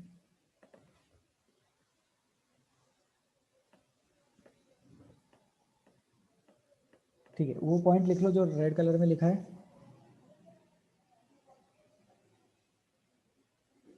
सर बोलिए।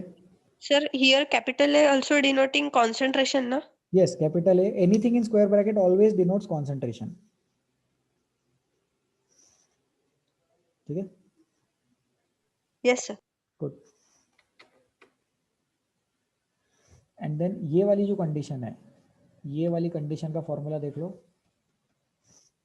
ये भी नेट से देख के बता रहा हूँ मैं, कोई बड़ी बात नहीं है। ln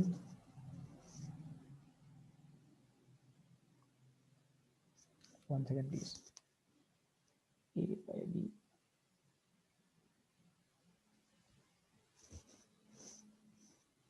b into a naught upon a into b naught is equal to K times B not minus A not into T. मैंने आज तक कभी ये फॉर्मूला पे बेस्ड क्वेश्चन नहीं देखा, इसलिए मुझे ये लर्न नहीं है। आप लोग चाहो तो लर्न कर सकते हो। बहुत ज़्यादा यूनिक एंड स्पेशल केस हो गया ये, ठीक है। So this is for second order reaction जिसमें दोनों रिएक्टेंट्स अलग अलग है, and this is for first order reaction जिसमें दोनों रिएक्टेंट्स लाइक सेम है, तो A स्क्वायर आ गया। ये 2 की वजह से वो सेकंड ऑर्डर काइनेटिक्स की बात कर रहा है। And most important point for second order is T half. और ये भी पॉइंट लर्न कर लेना कि टी हाफ जो है वो इनवर्स है, इसका ये वर्ड में एक्सप्लेनेशन सेंटेंसेस में।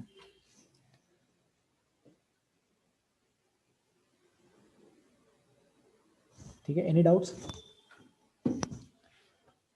प्लीज किसी को पूछना है तो पूछ लो, no doubt. Sir, actually, I was clear with the zero order reaction and first order reaction, but not with the second order reaction. ठीक है, तो अभी क्लियर हुआ क्या? लाइक फॉर्मूला यूज करना है, हुआ क्लियर या अभी भी पेन है? लाइक प्रॉब्लम है क्या? No, sir, now clear. Now clear, ठीक है। एक काम करेंगे, इसके आप क्लास के बाद क्वेश्चन सॉल्व कर लेना। अगर नहीं होता है सॉल्व तो वो क्वेश्चन फोटो निकाल के व्हाट्सएप पे मुझे सेंड करना, I will reply back. Okay, sir. Okay, thank you. ठीक है, किसी को और कोई डाउट है इसमें? Any further concerns, any further difficulties? No doubts, ठीक है, वी कैन मूव अहेड। अब क्या है, इसके बाद अपना इलेक्ट्रोकेमिस्ट्री है, बट अभी लाइक वो 15 मिनट्स 10 मिनट 15-20 मिनट्स में नहीं हो पाएगा। आप लोगों का 8 PM सर के साथ इंटरेक्शन है। So what we can do now is we can meet up again either during this week or the next week. तो पहले तो आप लोगों को, हाँ, आप लोग अभी अनम्यूट नहीं कर पाएंगे, नहीं तो बहुत सारे लोग एक साथ बात करेंगे तो समझ में नहीं आएगा। I will take an opinion poll, क्योंकि क्लास में कम स्टूडेंट्स है, so I would like to go by the democracy method, right. कम स्टूडेंट्स है इसलिए मैं ओपिनियन ले तो भी रहा हूँ, ज़्यादा स्टूडेंट्स वाली क्लास में ओपिनियन लेते नहीं है, और मैं जो बोलता हूँ जो टीचर बोलते हैं वही फाइनल हो जाता है। बट आप लोग 12th क्लास में हो तो मैं आपका ओपिनियन जानना चाहता हूँ। इलेक्ट्रोकेमिस्ट्री और एनवायरमेंट। अब एनवायरमेंट तो टू बी ऑनेस्ट अपन करेंगे, क्या ही डिस्कस करें, जो डाउट्स है वो पूछ लेना आप लोग, क्वेश्चंस वगैरह सॉल्व करना, डाउट्स पूछ लेना, अपन कर लेंगे डिस्कस। बट इलेक्ट्रोकेमिस्ट्री में चाहता हूँ अच्छे से डिस्कस करूँ, जैसा एटलीस्ट केमिकल एनालिटिक्स डिस्कस किया वैसा मुझे इलेक्ट्रोकेमिस्ट्री आप लोगों से डिस्कस करना है। We can do it either this week और we can do it the next week. कितने लोग चाहते हैं इस वीक डिस्कस करो? नहीं सर, हमारा वो सैटरडे संडे वाला टेस्ट है, हम तो वो टेस्ट सिस्टमेटिकली दे रहे हैं, ऑनेस्टली दे रहे हैं, तो इसी वीक आप डिस्कस कर दो। आप टाइम निकालो, हम टाइम निकालते, और इस वीक कर लेंगे तो थोड़ा बेटर हो जाएगा। अगले हफ्ते तो फिर अगले हफ्ते के टॉपिक्स करेंगे, अगले हफ्ते भी आपकी आवाज़ सुननी है 3 घंटे। हो गया? इतने लोग बोल रहे हैं, ठीक है। 3 हाथ नीचे कर लो, तीनों। 4, ठीक है। I got an idea, I got a rough idea. अब कितने लोग चाहते हैं कि सर छोड़ो यार, ये हफ्ता जाने दो, ये हफ्ता खत्म हो गया? हाथ नीचे कर लो दोनों, पहले वेदांत जी हाथ नीचे कर लीजिए। हाँ, अब ये हफ्ता छोड़ो यार, अब अपन नेक्स्ट वीक देखेंगे, अगले हफ्ते देखते हैं, अगले हफ्ते का अगले हफ्ते प्रॉब्लम सॉल्व करेंगे, ये टॉपिक भी अगले हफ्ते ले लो। कितने लोग चाहते हैं नेक्स्ट वीक हो जाए? ठीक है, कोई नहीं चाहते। अब ऐसा है कि 20 लोग हैं क्लास में, एक मैं हूँ, 19 आप लोगों में से 3-4 लोगों ने हाथ उठा के रिस्पॉन्स दिया। अब उनसे ही मैं पूछ रहा हूँ, इस वीक में सैटरडे संडे करना है, या आप लोगों के रेगुलर क्लास जो है आपका 6 to 9 रेगुलर टाइम है, उसके बाद में भी अपन 9 to 10 वगैरह बैठ सकते। 1-1.5 घंटा लगेगा, 1-1.5 घंटा तो नहीं लूंगा, बट 1 घंटा दे दो। 1 घंटा दोगे तो आप लोगों का बेनिफिट हो जाएगा, इलेक्ट्रोकेमिस्ट्री थोड़ा ठीक से मैं सॉल्व मतलब रिवाइज करवा दूंगा। तो संडे करना है? नहीं, हाथ नीचे करो, रुको, क्वेश्चन तो सुन लो। कितने लोग चाहते हैं कि संडे करे? सर टेस्ट के बाद कर लो, संडे बढ़िया, संडे वैसे ही हम लोगों का छुट्टी रहता है, सैटरडे को टेस्ट रहता है, संडे छुट्टी रहता है, मंडे से नया हफ्ता चालू होता है। एक स्टूडेंट बोलते हैं संडे कर लो। 2 आवाज़ आ रही है क्या? हेलो, आवाज़ आ रही है? ठीक है, 1-2 स्टूडेंट्स बोल रहे हैं संडे कर लो। अब कितने लोगों को लगता है कि हम लेट नाइट बैठने को तैयार है? हमारा कोई तो भी सब्जेक्ट 9 बजे हो जाएगा, फिर उसके बाद हम आपको ऑनलाइन 9 से 10, 10:15 बजे तक मिल सकते हैं। वेरी गुड, ठीक है। अब ये डिसीजन मेरे पे छोड़ दो प्लीज, कि हम वेडनेसडे मिलेंगे, ट्यूसडे मिलेंगे, थर्सडे मिलेंगे कि फ्राइडे मिलेंगे। फ्राइडे नहीं मिलेंगे क्योंकि सैटरडे को टेस्ट है, तो वेडनेसडे या तो थर्सडे या तो फ्राइडे, ये तीनों दिन, वेडनेसडे थर्सडे 2 ही दिन बचे मेरे पास, है ना। या तो कल मिलेंगे या तो परसों मिलेंगे, and I will let you know, I will let all of you no कि वेडनेसडे को मिलना है या थर्सडे को मिलना है। ये चलेगा? जितने लोग इस चीज से सहमत है प्लीज हाथ उठा के बता दो। हाँ सर, ये सही है, वेडनेसडे मिल लो या थर्सडे मिल लो, हम कोई दिन आ जाएंगे, हम ऐसे ही शांति से बैठे रहेंगे, 2-4 लोग हम में से आपको रिप्लाई कर दिया करेंगे, आप आके इलेक्ट्रोकेमिस्ट्री बस पढ़ा देना, इंपॉर्टेंट चीजें बता देना, हमारा थोड़ा फायदा हो जाएगा। ठीक है, so can we end this now? We can end this lesson now. अपन अभी एंड करते हैं और इलेक्ट्रोकेमिस्ट्री के लिए कल या परसों में से मिलेंगे 9 PM के बाद, late night. Okay, thank you so much. Please take care of yourselves. Sir वाला इंटरेक्शन ध्यान से सुनना, नीट वालों के लिए इंटरेक्शन है, जेई वालों को भी अभी अपन टाटा बाय बाय करते हैं। कल या परसों फिर से हम लोग मिलेंगे, आप लोग को मेरी आवाज़ सुनने को मिलेगी। Bye bye, please take care of yourselves.